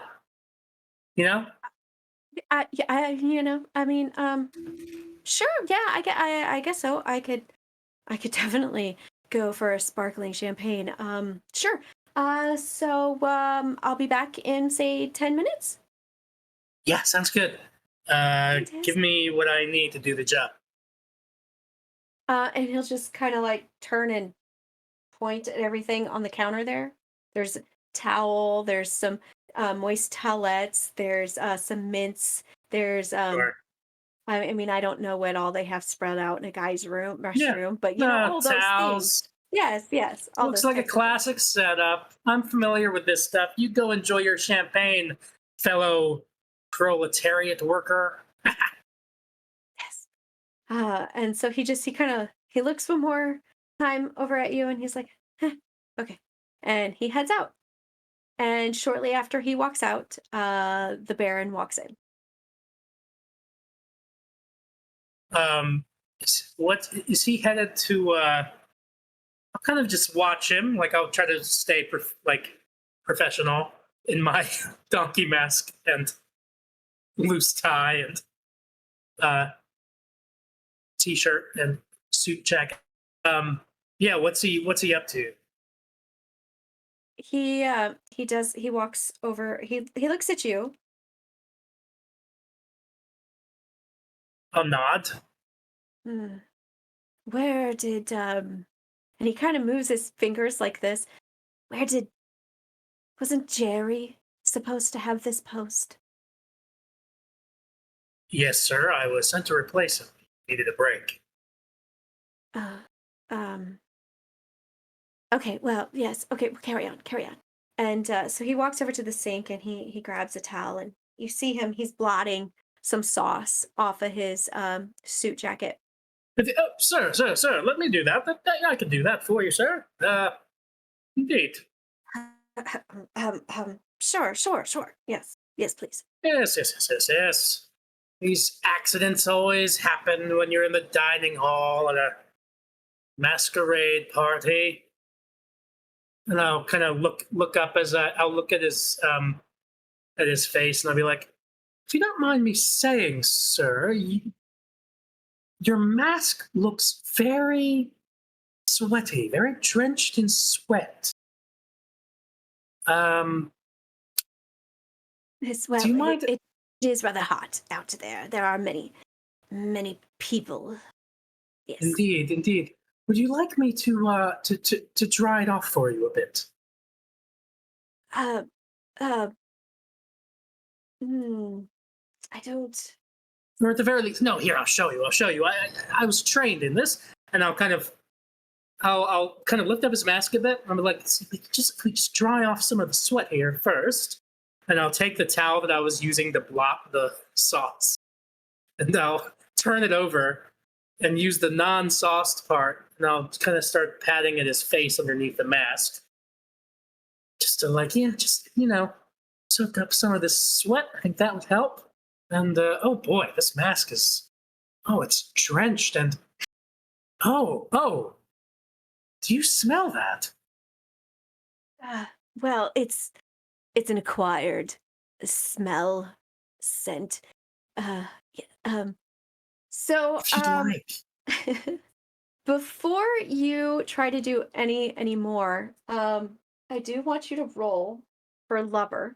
You do have etiquette is one of your skills, and I feel like that etiquette would be what would be transpiring possibly in this situation. So let's see Something how like well you it. pull that off. So 2 dice. Yes. And then you take the lower number. Wait, is the other thing? It's if your skill would help, Wait, and if your you specialty. wait, you're a thief too, right? I am trying to essentially do this to steal. Okay, then yes, you get to roll all 3 die. All right, let be. And please roll 3 6s. I know you. Luck be a non-binary individual tonight. I have a 2, a 3, and a 6. Okay, so you get to take the 2, and that is lower than your stat of 3. So he he kind of relaxes a little and he lets you kind of finish pulling the mask so that you can kind of clean it. Yeah, let me just dry this off. And you know what? At the station here, we have this great smelling cologne that if I apply it to this mask, it would just take maybe about 10 minutes for the mask to fully absorb the scent. And then you could walk around the party not smelling like a sack of shit. Oh, well, I mean, I have never thought that. Oh, no. Sorry. I'm rusty on my French. Not smelling like a sack of shit. It's a perfume from France that I don't know if they used it in making your mask, but it's very not in fashion right now. So trust me, I know what I'm doing. In fact, if you need a mask, we can switch. For the next 10 minutes, you can take this, and then, hey, how about that? Nobody would know who you are. You know, everybody knows, oh, the Baron has the Minotaur mask. But if you were a donkey for a little bit, you could actually get into some parts of the party that otherwise, you'd be able to hear some conversations that they wouldn't otherwise say around you. You know what I mean? Yeah. Well, I mean, like, if my mask stinks, I'm sure yours does too, and I just would rather have my mask. Everyone who needs to know where I am knows they need to find that mask. So, I understand. Carry on, clean it as you will. I feel a rumble. I will go use the restroom, and then you come back with my mask. Well, yeah. Use the restroom. I'll hold onto your mask and dry it off a bit, and it'll be right here for when you come in. Okay. Wonderful. And then he turns and he walks into one of the stalls. I dart out of the room. Of course you do. With the mask. Okay. Where are you going? I'm looking for the other attendant who I sent off to take his break. He has not made it back yet? I'm looking for him, and if I can see him at all, I'll try to wave him over. And in the meantime, I'm just kind of like doing the Groucho Marx, like kind of crouching down and walking or pacing around. And, gotcha. Are you hiding behind the trees? Hiding behind like plants? Trees. Are there Venus flytraps around here? Not in the hallway. In the hallway, there are like ficus trees and stuff like that. Big palm trees. I'm just darting from tree to tree, and looking for that other attendant. Okay. Connor, you were headed towards the restroom area as well. Yes? Yep. Okay, Yep. So you had made it to the restroom, but then you heard Colt and they're talking with the Baron, so you waited outside. So you have kind of walked halfway down the hall, and you see Colt looking absolutely ridiculous, darting between trees. Connor's face comes again, just like at the beginning when he made the announcement for the party. Just goes, just sighs and I'm gonna go into the bathroom, into the washroom. Okay. Is there a lock from the inside? In the bathroom? Yes. Like a deadbolt to the door or something? Yeah. Well, not like a deadbolt, but just well. I mean, no. I certainly didn't lock the entrance to the bathroom when I left. Right. So I'm going to say that the bathroom doesn't have a lock per se, because it is more of like a guest style bathroom. There are like 3 stalls in there. But there's like a trash can and such that if you're wanting. Is there a chair that the attendant sits in? Yeah, we'll say that there's a chair that he sits in. I'm gonna take the chair. I'm gonna prop it up against the door. And you are. So people can't get in. And you and the Baron can't get out, correct? Yep. Yes.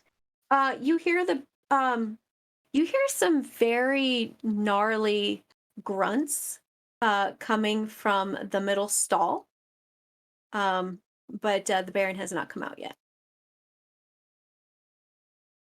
Okay. I'll be decent now. Bug a man while he's doing his business. All right. Colt, you saw Connor go in the restroom. Are you still looking for the attendant? Yes. Okay. You'll see him kind of mingling down towards the end of the hall that leads into the ballroom. I'll go to him and I'll say, "Hey, is it Jerry?" Yeah. Wait. Oh, is my break over? It's 10 minutes over. Yeah. Well, sorry, it's a bit sooner than that. But somebody was looking for you. Somebody who seemed to know you. Okay. Yeah. What? And yeah. So and I think it's somebody powerful in the palace. But he requested that we kind of do a little fun little mask exchange. So you take my donkey mask, and I will take your boring staff mask. And this is actually a way for you to have a bit more fun yourself. So Yeah. All right. Cool. Yeah. Great. So he pulls his little just plain placard kind of mask off, and he hands it to you, and he very excitedly takes your donkey mask. Yeah. How's it This smell? poor guy like arrested or killed. It yeah, man, it doesn't smell at all. What is did you put something on it? Is it supposed to smell? Am I supposed to No, smell something? my point is it doesn't smell bad at all, right? So No, no. why don't you tell that to your friend in there? Huh? Well, actually, don't say anything. In fact, don't tell him or anybody that we did this. Okay. All right. Okay. Like, is this? I mean, was this like a new memo that went out that I missed again? Oh no, this is a super special kind of impromptu mask game. It's part of the party, and Okay, you lose okay. the game by telling anybody that it happened. Does that make sense? It's a fun game. Yeah. Is it like musical chairs? Like, am I supposed to trade masks with somebody else? You know what? Sure. Great. Yeah, this is gonna be fun. This is gonna be a fun time. Thanks so much, man. This is great. Get back to work. Right now, the bathroom's unattended. Oh, So- shoot. Yeah. I let me get on that. And he finishes his drink, and he sets the glass down, and you see him go running towards the bathroom. Completely through your fellow proletariat. Us. Well, I thought my read on was the Baron like. The Baron had like little dalliances with Jerry on the side. I'm deciding that was my character's interpretation. So Jerry's gonna be fine. Like the Baron was sneaking off to the bathroom to kind of like do a little a little Adam, You how know? many noises can you make? Keep going. That's it. Yes. Show us all your sex noises, Adam. Please continue. A little little meow. This is beautiful. And on that note, I think that's a fabulous stopping point to go for a quick little break on Adam's sex noises. So yeah. So we will take just a quick little 10-minute break, manage your fluids, grab a snack, and then join us back in 10 minutes. Great. I definitely know how to take a break. See everybody in about 10 minutes.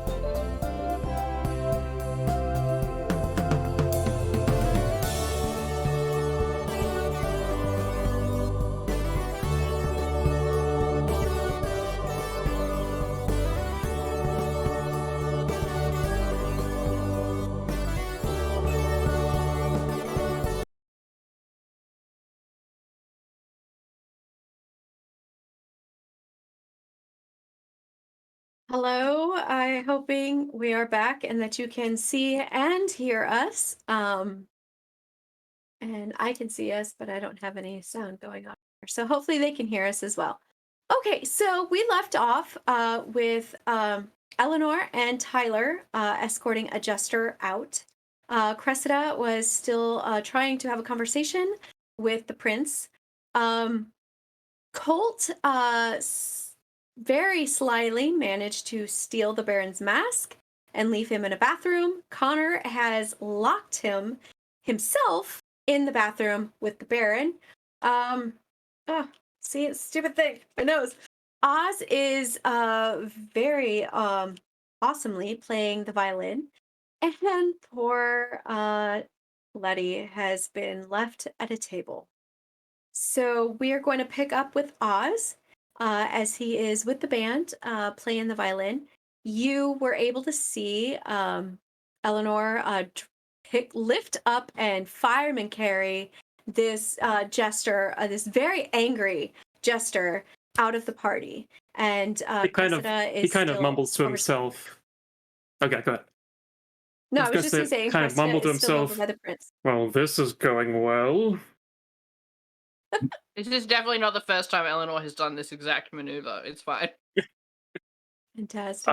At some point when the song is changing and the musicians are all messing with their sheet music, turning pages, he quickly takes out his phone and texts, "Need a distraction? ? Call me, period."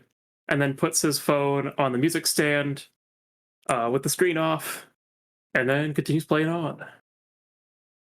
Okay. He is prepared to distract if necessary. Fantastic.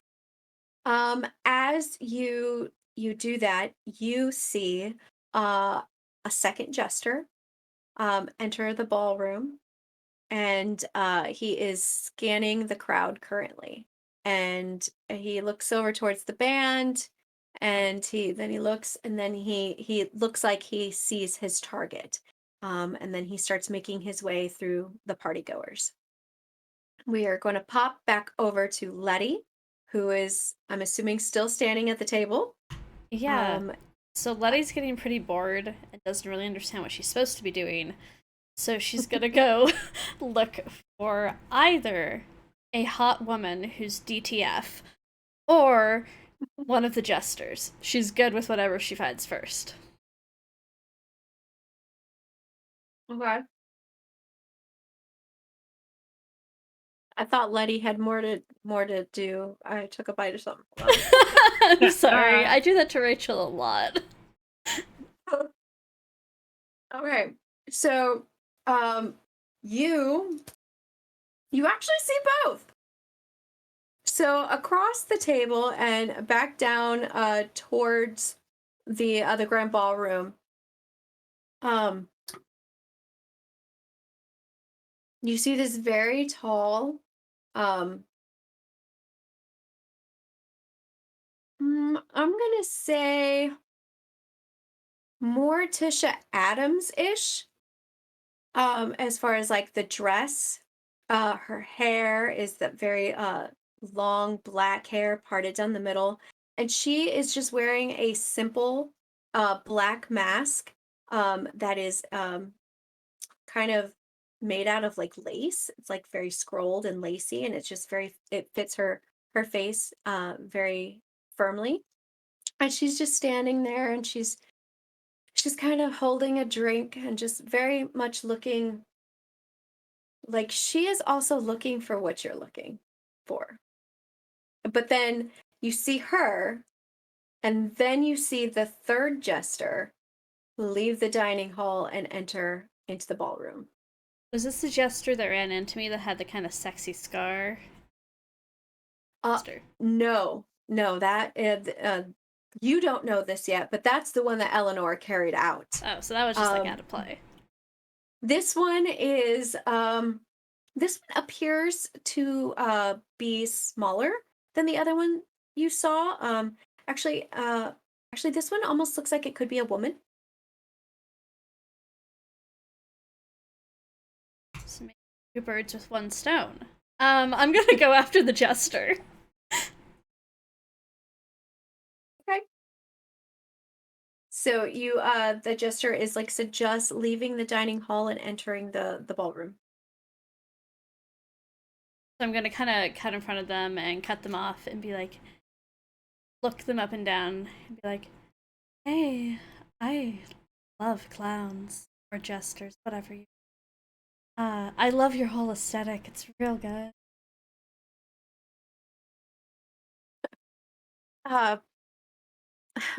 Sorry, I mean, and then she looks herself up and down. It's obviously not a clown. I'm a jester. You know, Just get tongue-tied when I'm faced with beauty like yours. Totally grab the wrong words sometimes. It's hard. So she stops for a second. She does look intrigued, but she kind of looks over and she sees the other jester already in the ballroom. And so she kind of chills for a second, and then she kind of leans in. Tongue-tied, you say? I can do a lot of things. Tongue. Oh, wow. You don't hold any punches, do you? What's a party for if not this? And you look like exactly what I've been looking for. She kind of like perks her shoulders up a little and kind of like it stands a little firmer and straight up. But you like jesters? I love justice, especially one as beautiful as you are. She kind of shakes her head, and the bells that are on the jester hat kind of jingle a little bit. And then you see her look past you, and then immediately goes stone faced. And well, this has been great and all, and yeah, maybe I'll try and find you in a bit, but I gotta go. I gotta go take care of something. Oh, what do you have to take care of? Maybe I can help. I really want to see you with that hat. Oh man, you definitely are making this slightly difficult. But you see that guy over there, and she's pointing behind you to this very large, stout figure, and he's wearing a demon masquerade mask. Yeah, so he kind of needs me to go take care of something or else. And I don't really want to find out what the else is because I kind of want to find out what this is. And she gestures at you. So if I take care of him, we can take care of each other? I mean, what do you mean by like take care of him? Like in a different way than I meant take care of each other. Yeah, So he kind of like I have to take care of something so I can get paid. I mean, money isn't everything. I know, but it buys many things that help.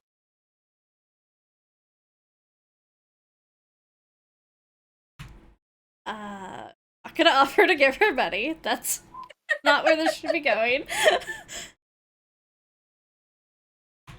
Look, I mean, So can't you then, take care of it later? And right now we could go somewhere to I do mean, about. it's kind of a time sensitive thing. Yeah, get that. Been waiting all night to find.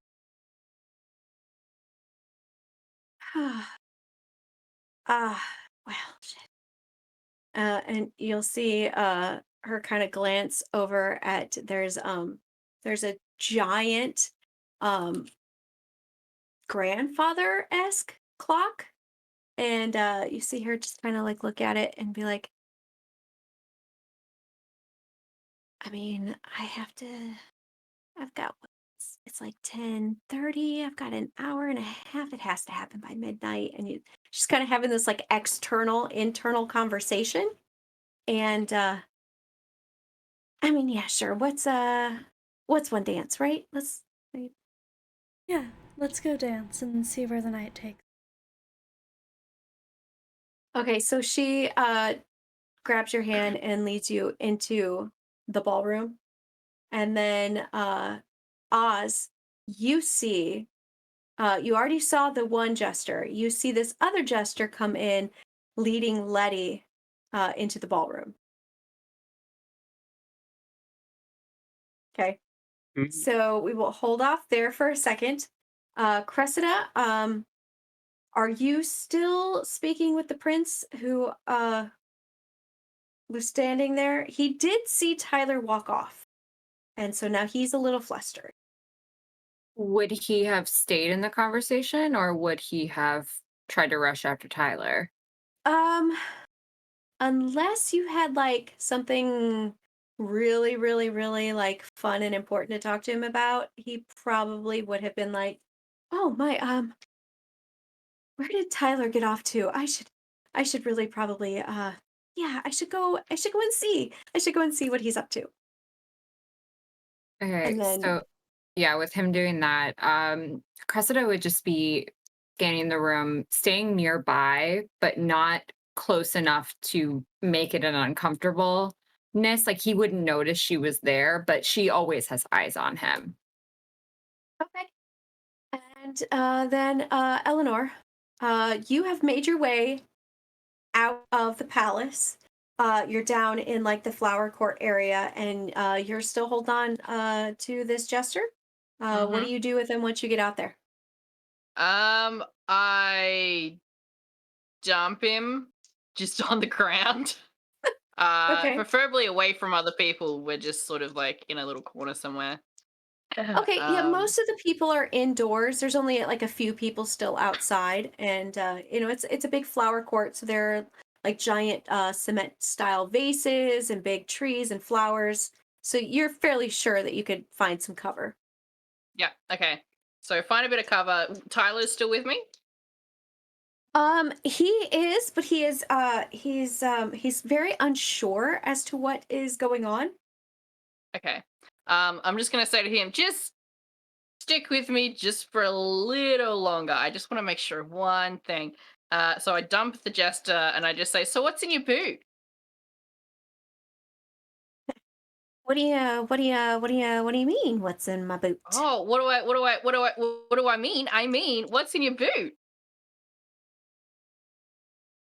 Well, since you're such a smart aleck, how'd you like to take a look in my boot? And he kicks at you, and he tries to like kick at your leg and kick and knock you off. I've still got my dagger in my. I have many daggers. I have a dagger. Okay. If he tries to come at me, I'll just slash him with a dagger. Well, he's laying on the ground. He is prone. But he's like just kind of like thrashing his leg out. Okay, I do the same thing I did before and like chuck a thing at it. At his leg? Yeah. Just not Okay. not trying to pierce his leg, but Right. pierce him to the Just ground. trying to stick him to the ground. Okay. We'll let, since this is still the same motion from what happened inside, we'll let the roll that allowed you to get his cuff stick with that. But then he stops. He's like, "Who the hell are you?" Me? Oh, no one. But this is my friend Tyler, and I think he's very concerned about what's in your boot. Ugh. I mean, I thought you were just kicking him out. Why are we looking in his boots? I don't. I. Will you show her what's in your boot? And then he looks at Tyler. He looks at you and he's like, "Yeah, I'll show you what's in my boot." And he reaches Uh-huh. down, and you, because you are the dagger I'm so queen, ready. you can tell that he is reaching down for a dagger or knife of some sort, and as he is pulling it, you see the hilt start coming out of his boot, Mm-hmm. and then he goes, "I'm gonna show you what's in my boot," and he pulls it out and he goes to throw it. Slash his hand. All right, that one roll me a fighter, because I want you to, you're Okay. gonna slash his hand and get him Yeah. to stop. My fighter went down. Not good. 'Cause I succeeded. That's 2-1. I got a Fantastic. 1. Okay, so you cut through that ruffled jester outfit and you slice into his forearm, and he lets out a yell like, "Ow! Again! Who the hell are you?"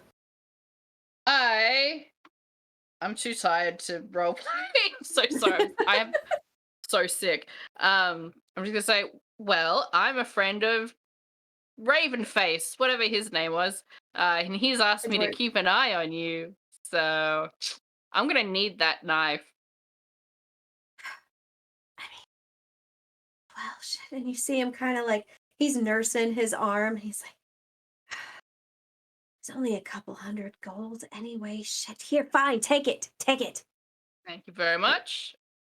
And he And I just kind of like flip it. sits there and he cowers. Yeah, I flip it and then like stow it away somewhere. Where Right. are the cabs? Like there's gotta be like a cab rank somewhere, right? Down by where the shuttles were, you would have to like take him down the escalator if you're wanting to get towards like where the shuttles are. Yeah. So I'm gonna do that. I'm literally just gonna be like, look, I don't want to kill you, and you shouldn't be here anymore. So let's just go. And I'm gonna lead him down to the cab rank and get him a cab, just to make sure that he's like fully gone and won't go back into the party. Okay. And as you take him down, Tyler just stands like there. He doesn't Oh get yeah, on the and escalator with you. I'll realize Tyler's just standing there, and I'll be like, oh yeah, they're trying to kill your boyfriend. There's 2 more of them, and probably more. I did want to tell you so that you could keep an eye on him. So you might want to go back into the party and don't leave your prince's side, okay? And I give him And you finger guns and wink. And he gets this major look of concern, and he just turns and he runs back into the palace. Yeah. So you go down and you deposit this jester into a cab, and then we are going to pop back in to see what Colt is doing. You now have given up your ass mask, and you have the, Well, no, I the Baron's still mask. have the ass mask. I left with both masks. Wait, no, yes. So sorry. Yes, I changed. I gave my ass You mask gave Jerry, to the yes. staff. to I'm Jerry. already losing track of the mask hijinks. Okay, so you now have the Baron's mask. What are you doing with this? I had all this time to think about it. I am going to go try to find one of the Venus flytraps. Okay. They were in the conservatory. Yeah, I'm going to the conservatory, and I'm going to try to find somebody to. I'm going to try to trade the staff mask for somebody else's mask now. Okay, anyone in particular, or just the first person you find? Just the first person I find. Okay. You see in the conservatory there is let's say there's a group of some very intoxicated partygoers, and they are already actually mask swapping as it is, and they're just kind of laughing as they're like switching up the masks between Yeah. the group of them. So I'll just walk up and I'll be like, ha ha ha, ha, ha, ha, yeah. Just try to join in the action fluidly. And try to trade in the staff mask for some random mask. You pull the mask and you're kind of holding it here, and they're kind of like bypassing you for a second, and then one of them just kind of grabs your mask and deposits a different mask in your hand, and they're still like they're taking turns, and then they're taking pictures of each other, and they're really not coherent. So you really have no idea what exactly they're saying. You are fairly certain it is a different language. But you have no idea what they're saying, and then you look at the mask that was handed to you, and it is a it looks like another type of bird. You have only heard of this bird before, so you think it's a dodo. So you now have a dodo mask. Okay. Now I'm going to go over to one of the. Because I'm imagining I think when you said like one of the fly traps that could like seem dangerous, right? They seem like they could eat. Oh yeah, like it could totally take your arm. They're big enough they would. All they right, could cool. Take your arm. I'm picturing basically like one of the plants from like Super Mario Brothers or something. Yeah, I'm gonna like discreetly take off my tie and wrap it around the Minotaur mask Okay. and just try to toss the Minotaur mask into the plant's mouth. Presumably, if it's so dangerous, they might have it like kind of like behind a rope or something. So I don't want to get too close either. Right. So I am gonna try to like toss it in with my physical prowess. Okay. Since you said physical prowess, you need to roll for fighter. Oh no. And it's not. I'm not doing a stealing thing, and I'm not Nope. using You're not. etiquette. Okay. Yep. So 1d6. Oh, and my fighter. Oh no. And my fighter is 2. And it needs to be less than. It can't be equal to. Less than or equal. Yeah. Okay. Come on, 1 or a 2. Oh, that's a 5. Okay. So you walk over to this giant Venus flytrap, and you unloosen your tie, and you're kind of looking to make sure that nobody's looking. And you wait for the flytrap to kind of open its maw, and just as you're getting ready to kind of like chuck this thing in there, one of the party goers comes, and that you were just trading masks with, and they bump into you, and you stumble forward, and you fall, and your hand hits the teeth of this Venus flytrap, and you actually lose we're gonna say the tip of your middle finger, but you do No. manage to get the mask in Oh, there shit. just with the tip of your finger.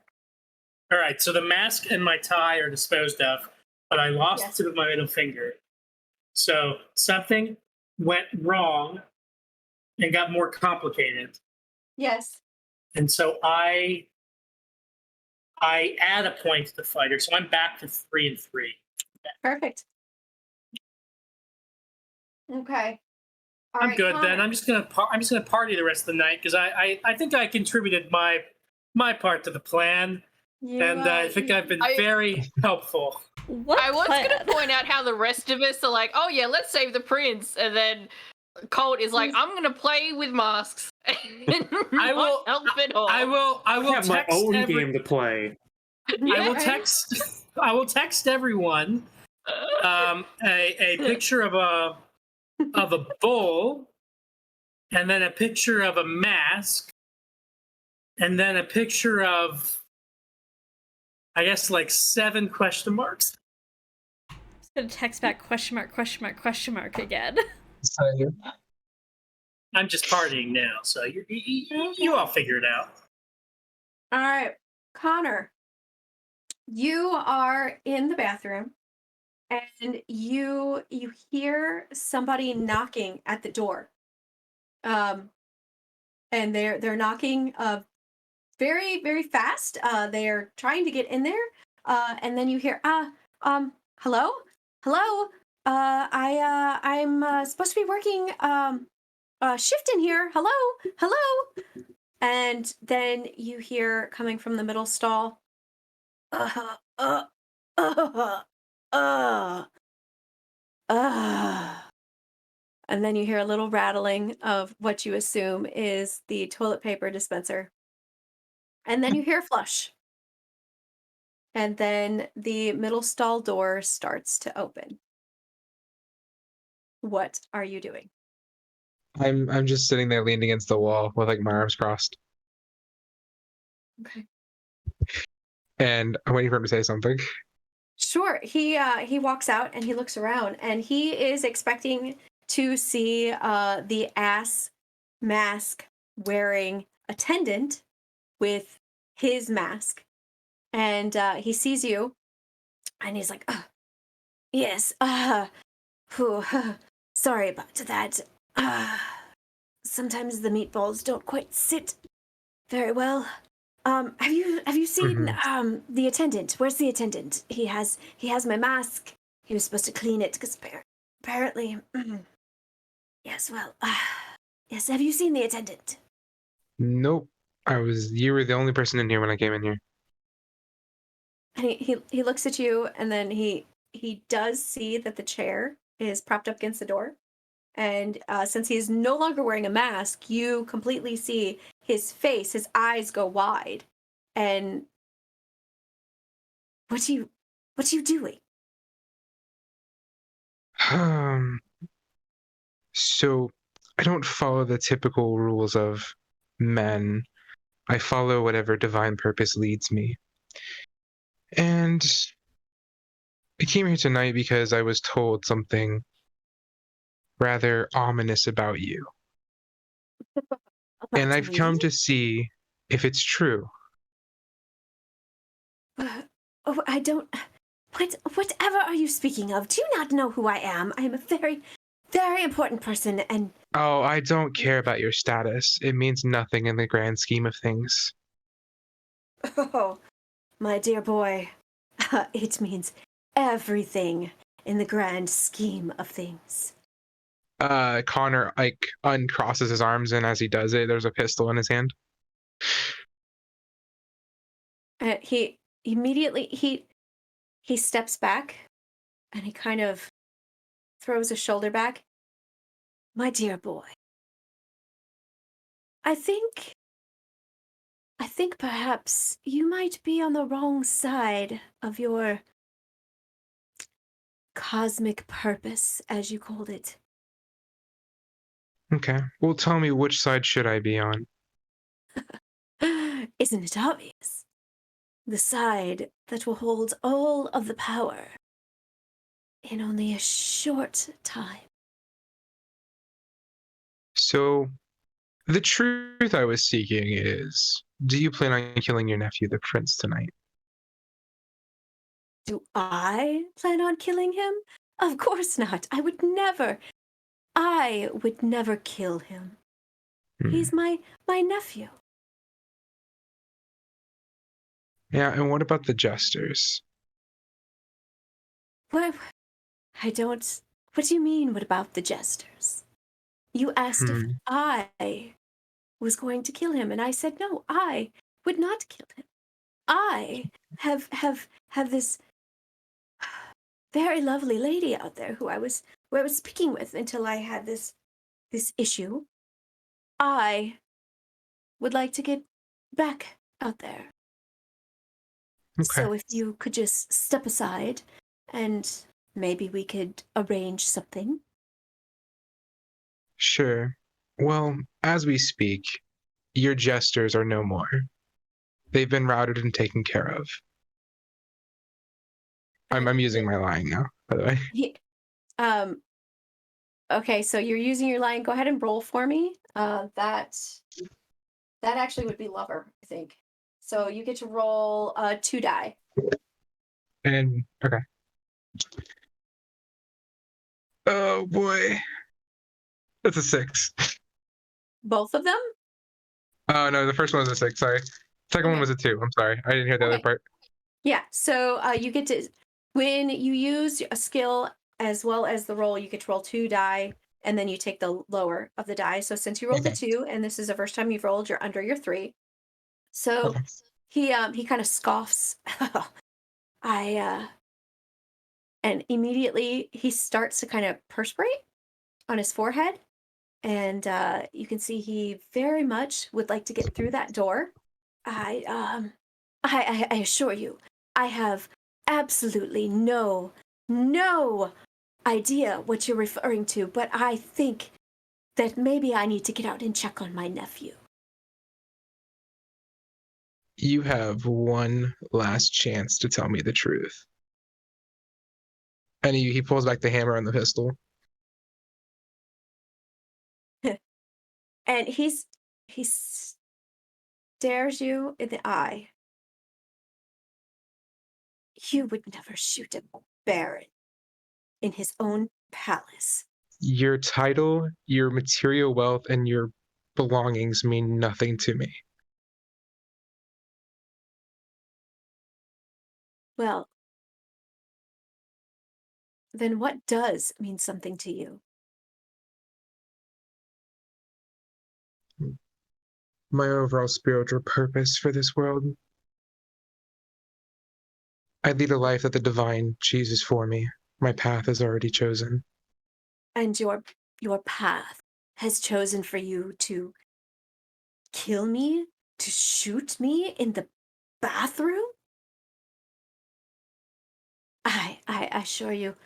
And you'll see him, he goes to reach in his pocket, and he is reaching for something, and he pulls it out, and it's a cell phone. And he's like, I will get my guards in here. You will never walk free again. How dare you threaten me in my own bathroom of the palace that I reside over. I'm gonna walk up and pistol whip him. All right, roll me for fighter. Am I rolling 2 dice? Or just fighter? I mean, technically pistolier, I would assume, is that for shooting, but I guess you could use a pistolier however a pistolier would use it. So yeah, go ahead and roll 2 die. 1 and a 3. Okay, so are you hitting him in the face, in the hand that had the phone? I'm knocking him out. Like I'm smacking him like in the jaw and knocking Okay. him out. All right, so since you rolled a 1, yeah, and you pull back that pistol and you smack him on hit the left side of his face, and you kind of see his head flip like this, and he turns to look at you one more time, and his eyes just roll back in the head, and he just slumps to the floor. Okay, I'm gonna take his phone, turn it off, Okay. and I'm gonna drag him into the stall. And the bathroom still smells putrid, I assume. I mean, it definitely could use some air freshener. Yeah, so I'm gonna lock him in like the last stall, and I'm Okay. gonna walk out, and then I'm gonna pop the door and be like, tell the attendant, listen, you need to get like maintenance down here. Don't go in there. Like that bathroom is horrid. Oh, geez. Oh, God. Yeah. We can't have that. And you'll see. I would this- like lock this. I would like lock this bathroom, tell no one to go in it for a while because it is deadly in there. Yeah, yeah. And you see this guy. He is wearing the ass mask that Colt had. And he's like, okay, yeah, yeah, definitely. Yeah, we don't want anybody to go in there. What? There's Yeah. Where'd you What? get the mask? Oh, do you like it? Yeah. One of the other attendants, the guy that was covering on the break with me, he told me that it's kind of like a musical masks. Do you want to trade masks? Do you want to trade? I'm gonna lean over and whisper. He doesn't work here. Who? What do you mean? Who doesn't work? The guy that gave you the mask doesn't work here. And if the ears on this mask could move, you would see them slump down, and he'd be like, "He doesn't work here? Oh shit! I'm so blessed. I'm in so much Wait. trouble." Were you drinking too? Is that champagne? And you see him. He covers his mouth. Oh shit! Oh shit! I would get out of here actually. I don't think the prince or even the baron would like you behaving like this. I would just leave. I wouldn't come back. But you said the bathroom was like backed up. I need to get. I mean, okay, but listen.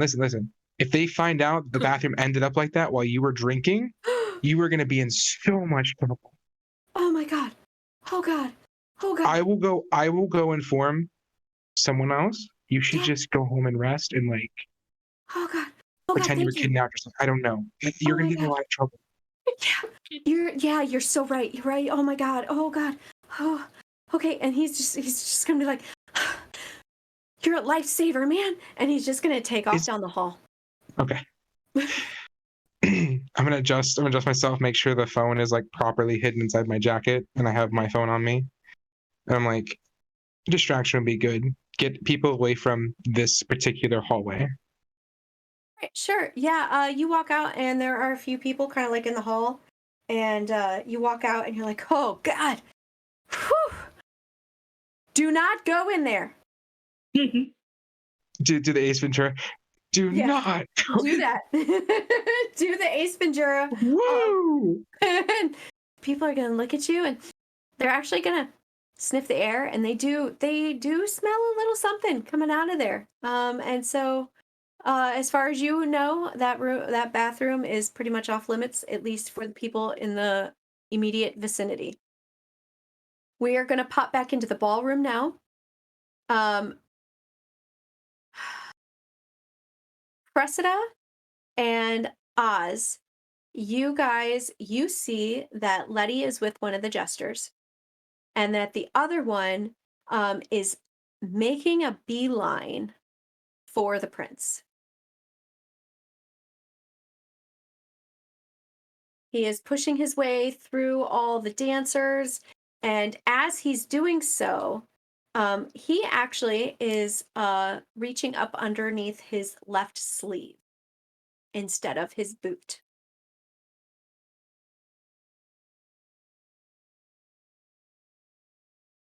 I feel like Oz reaches for the phone that's on the music stand, presses the group chat, and presses the group call button. So now in everyone's pocket, there's presumably a vibration, maybe even a sound, phone going off in their pocket. And then, yeah, go ahead if you have something. Oh, no, go ahead. I was just gonna say I was gonna answer the phone, but if you got something. Oh, sure. And then, in the middle of the song that's playing, he quite purposely messes up, and basically the string lets out a horrendous screech. And he kind of looks at the violin and then tries it again, and there's another horrendous screech. And he's kind of stopped the band, and everyone's looking at him. He just throws away the violin bow, grabs another one, and plays seemingly normally. Okay. They stop for a beat, and they look at you, and then when you pull out the other bow to start playing, It kind of feels like, I don't know what happened. then they begin playing again. This time they are speeding up the tempo a bit, so it is becoming more of a almost as techno as a string quartet can get. So then, Cressida, you see this gesture. He's reaching up his sleeve, and he is headed in the direction of the prince. What are you doing? Cressida is going to make her way through the crowd towards the jester. She's going to grab that pretty sword that's on the back and pull it out and tip right at the guy. I said, I think it's time. Oh, that's not even my voice. I think it's time that you quit clowning around. Don't you think? Getting near midnight, and we've got quite the celebration, and I'd hate for you to spoil it. You'll see him stop, and he'll look down at the sword. And now, is this a rapier, or is this a Yes. fencing sword? Okay, so It's this a is- rapier. There is a point there, Yes. and he'll look down as he is pulling out from his sleeve a dagger, and he looks at you and he says, "You can't stop this." And he continues to pull the dagger, and he kind of just kind of holds his ground for a moment. And so you guys are just kind of like staring at each other. And anybody who answered that group call, like, now they might hear this through Cressida's phone. Mm-hmm. Oh gosh. I'm trying to think. My cleverness is going out the window. Let me think. Do what I want to do. I have all of these swords and daggers. I feel like I need to use them in a moment of badassery, but I'm trying to decide what I'm going to do. Sure. Well, I'll give you a moment to think about it, Yeah. and we'll pop over to the other jester and Letty. You guys are this she is leading you in dancing towards the prince. She also believes two birds, one stone. So as you guys are dancing, she sees the other jester with Cressida in kind of like this standoff. And you follow her gaze, and you also see this. But then she tries to lead you over towards the prince. I didn't want it to be like I just wanted to have a good night. And I'm going to try to basically acrobatically somersault her into the other jester. So, just Fantastic. tossing her, basically. Oh, that is. What is that? Is that you rolling all 3 die? Or just. No, because you're a charlatan, so 2 die.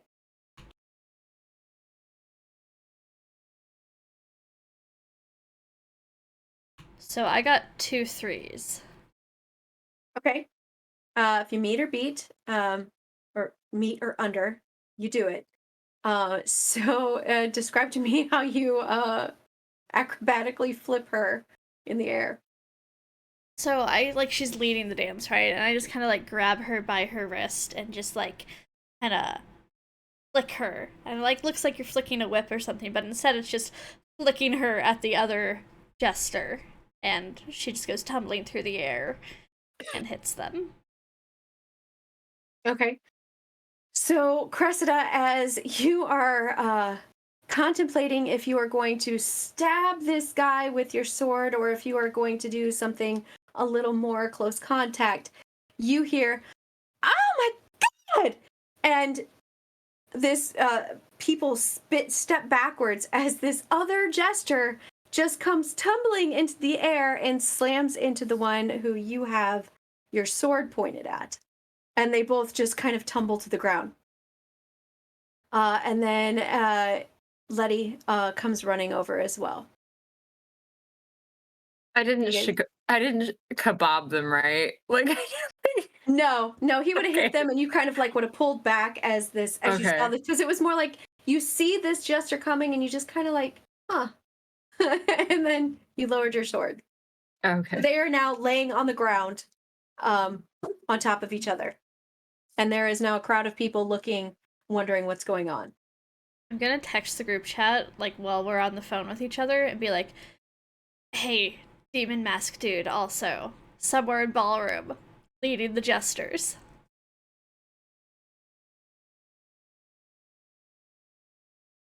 Who's the demon mask dude? He was the one that the jester that Letty was trying to flirt with was the jester said that was her boss. Oh, shit.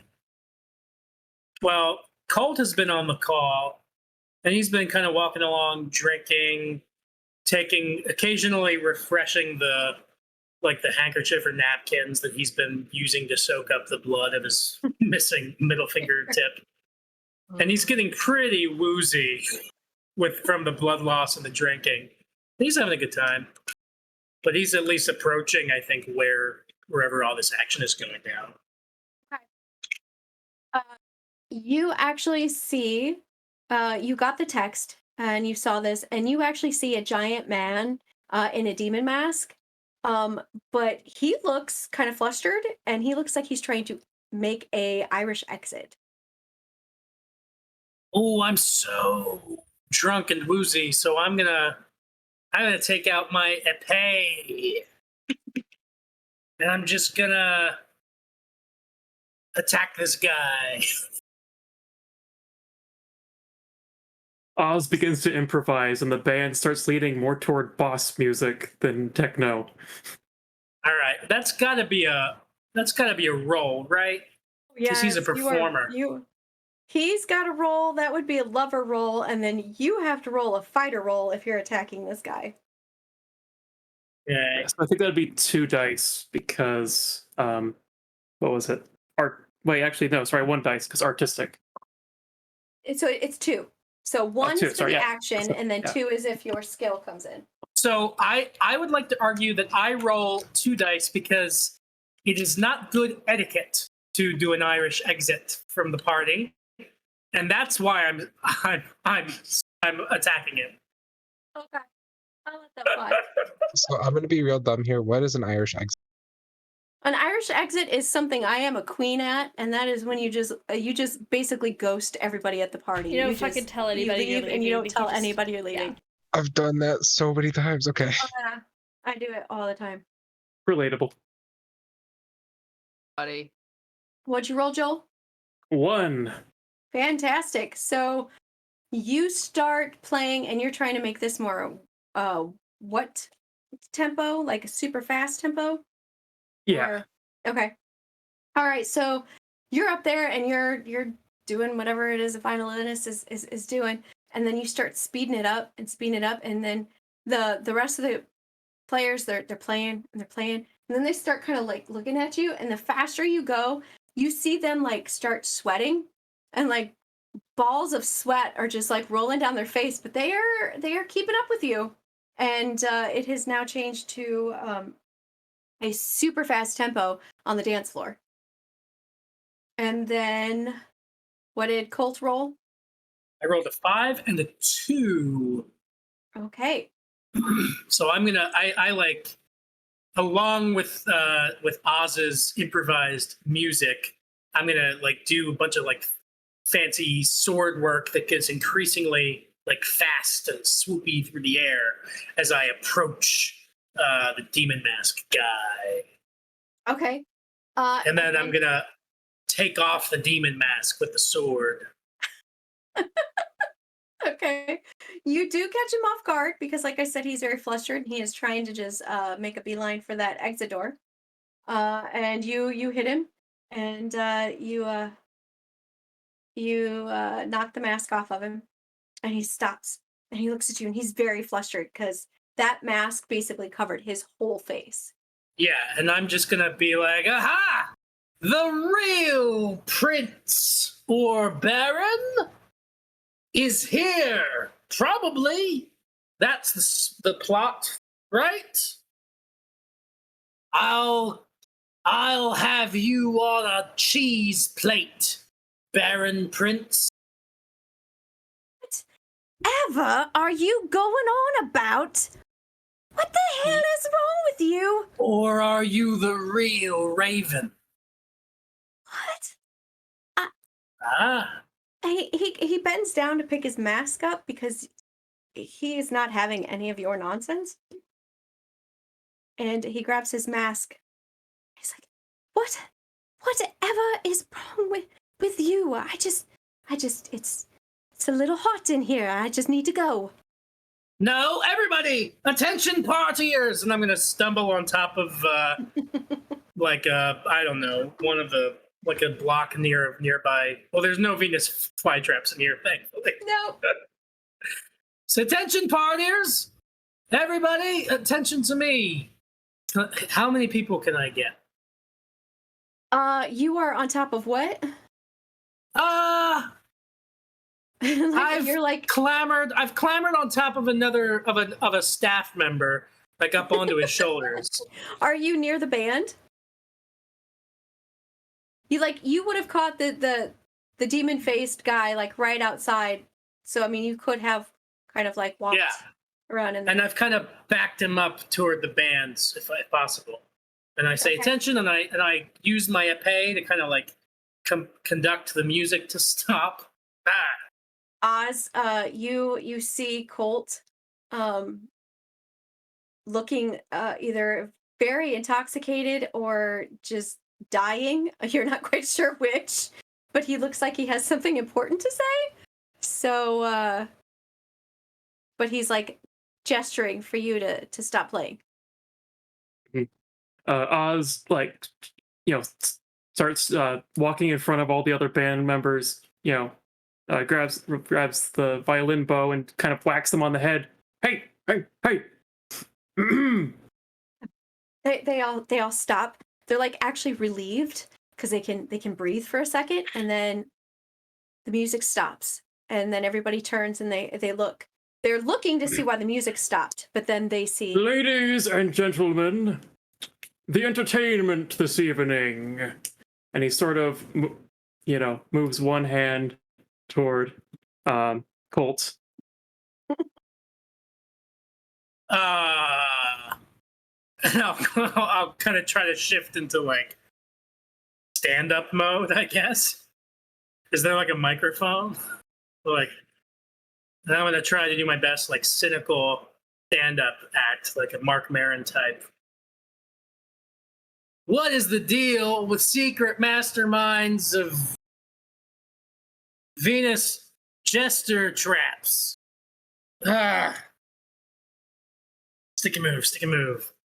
This guy right here, he might not be heckling me, but he's trying to murder the Baron. Or I see Letty shaking her head at me. The Prince! boyfriend. Prince! The prince. These labels, by the way, right? Meaningless. We live in a space-bound society where we take elevators and shuttles up into space and go to ballrooms for pride celebrations, and here we are still calling each other princes and barons and ravens and boyfriends. What does it mean? Focus! You will see the the demon masked guy. He's when you were like, this guy here, he gets this look on his face and he actually turns to try and run. But as he turns around, Connor, you are right behind him. What's up, buddy? I still have my pistol out. I'm just like, Perfect. And he Where you going? stops. Yes, well, that way. And as he goes that way, he does try. How tall is this guy? He's probably the same height as you. Okay, yeah, I'm like 6 foot, so that's why I was wondering. I'm just like, hey, no, he's doing a little act. Come on, let's watch. And I like grab him by the shoulder. I'm like, come on, I'm like pushing him a little bit, not like shoving him, but like trying to like encourage him to stay there Right. So you and turn like him draw more around. attention. You do. You draw more attention. The party goers are now actually looking at the guy that this weird drunken guy is talking about and pointing at. And then you hear the prince. What is going on? And he had just walked. He was walking towards the outside because he was trying to go find Tyler. But he heard the music stop, and he sees everybody stop. He's like, What is going on? I don't understand. This is the party. It's almost midnight. Why are you all stopping? Because we're trying to prevent you from getting murdered tonight. And at that, he stops and he kind of like looks out and he looks at Colt and he looks at Oz, who is all standing by the band there, and then he looks over to Cressida and you make eye contact with him and he's like looking at you for knowledge, for reassurance, for something, because he's completely confused. What's going on? All right, here's the lowdown, darling.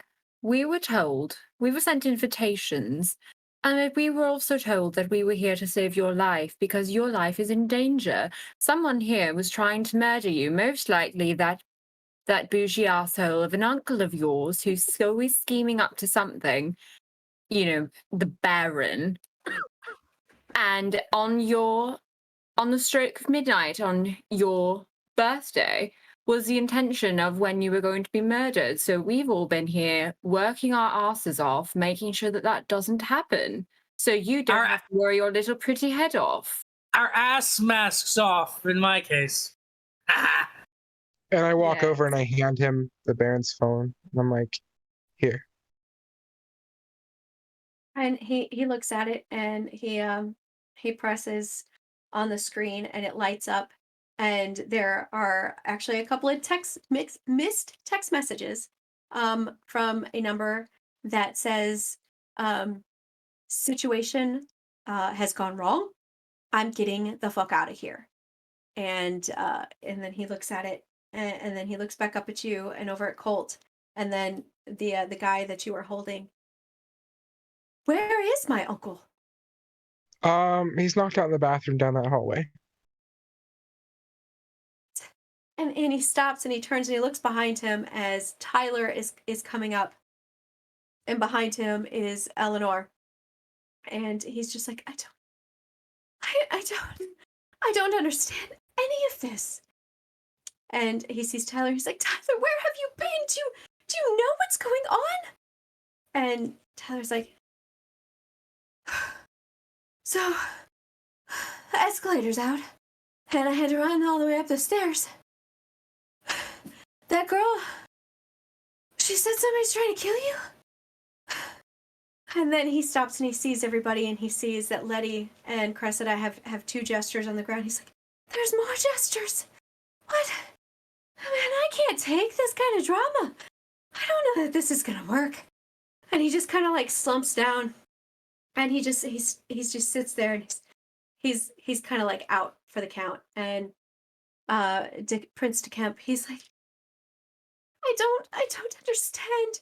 And then just as he's like about to just have a breakdown, the clock starts chiming and it is now midnight. And you hear not from the band, but there's like another band or like drums or something from somewhere, and you just hear this dun dun dun dun dun dun dun dun, and then banners and streamers, like everything, because it was pre-programmed. Like people couldn't stop this because of what was going on. So it's like shooting out, and then people come out on the platform where he gave his welcome speech, and they are starting the crowning process.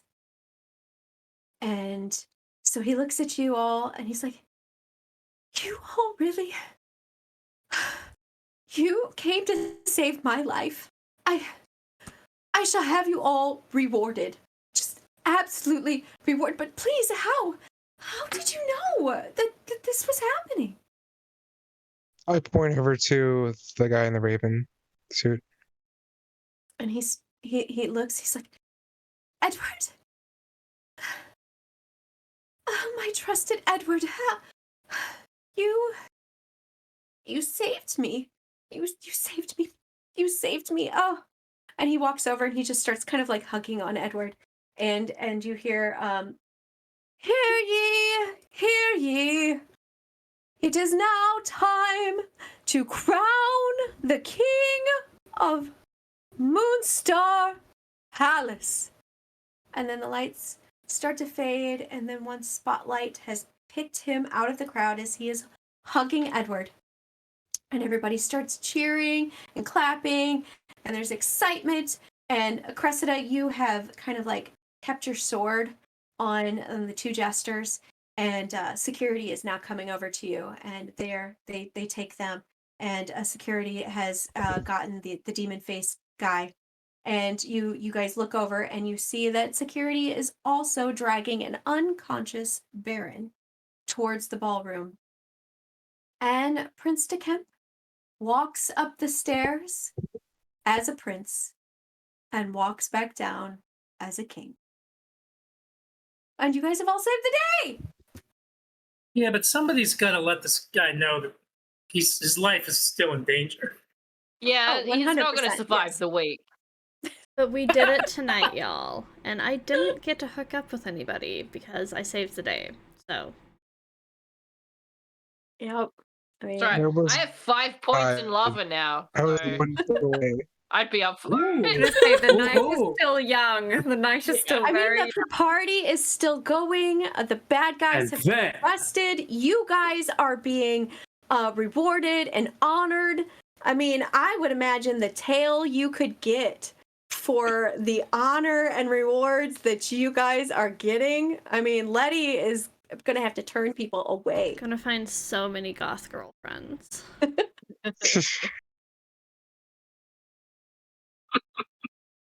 And that is I'm a lover, not a fighter, guys.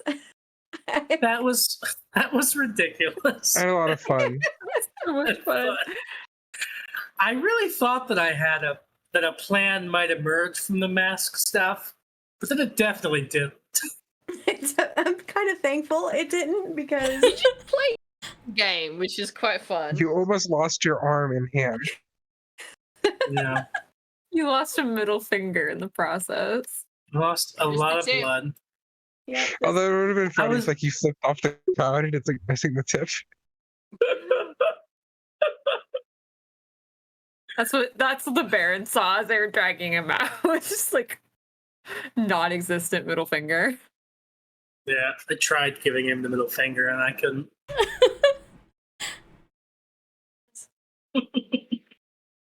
Did was I insane. Thank go you, into like thank you outro? for GMing us, Chris. Yes, Oh my thank you, Chris. That was so good. This is the most Yes, people Chris, I had a lot of fun. I've done this for, and it was very hard to keep track of everyone and great where you job. were, what you were doing. It was so good.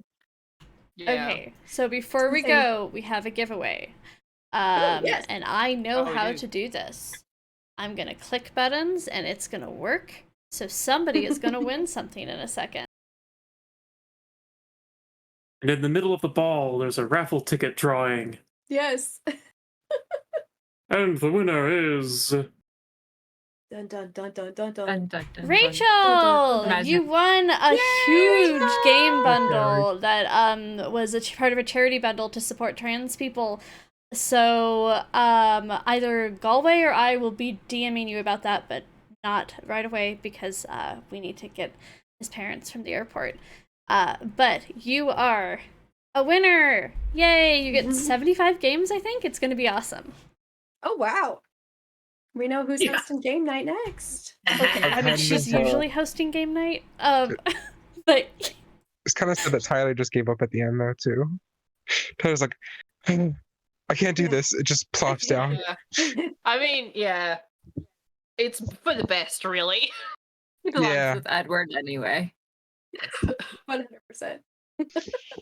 okay, I'm gonna take us out. Thank you, Chris, and thank you, everybody. This was amazing. We have one more Pride Month game on the 26th at 2 o'clock Mountain Time, 2 o'clock p.m., obviously not in the morning, 4 o'clock Eastern Time. It's gonna be amazing. Chris is jamming again. There's gonna be some of us in that one also, and it's gonna be fucking wonderful, so tune in for that. And thank you, Chris. This was great. Bye. It was fun. Bye, guys. Bye. Thanks, everybody.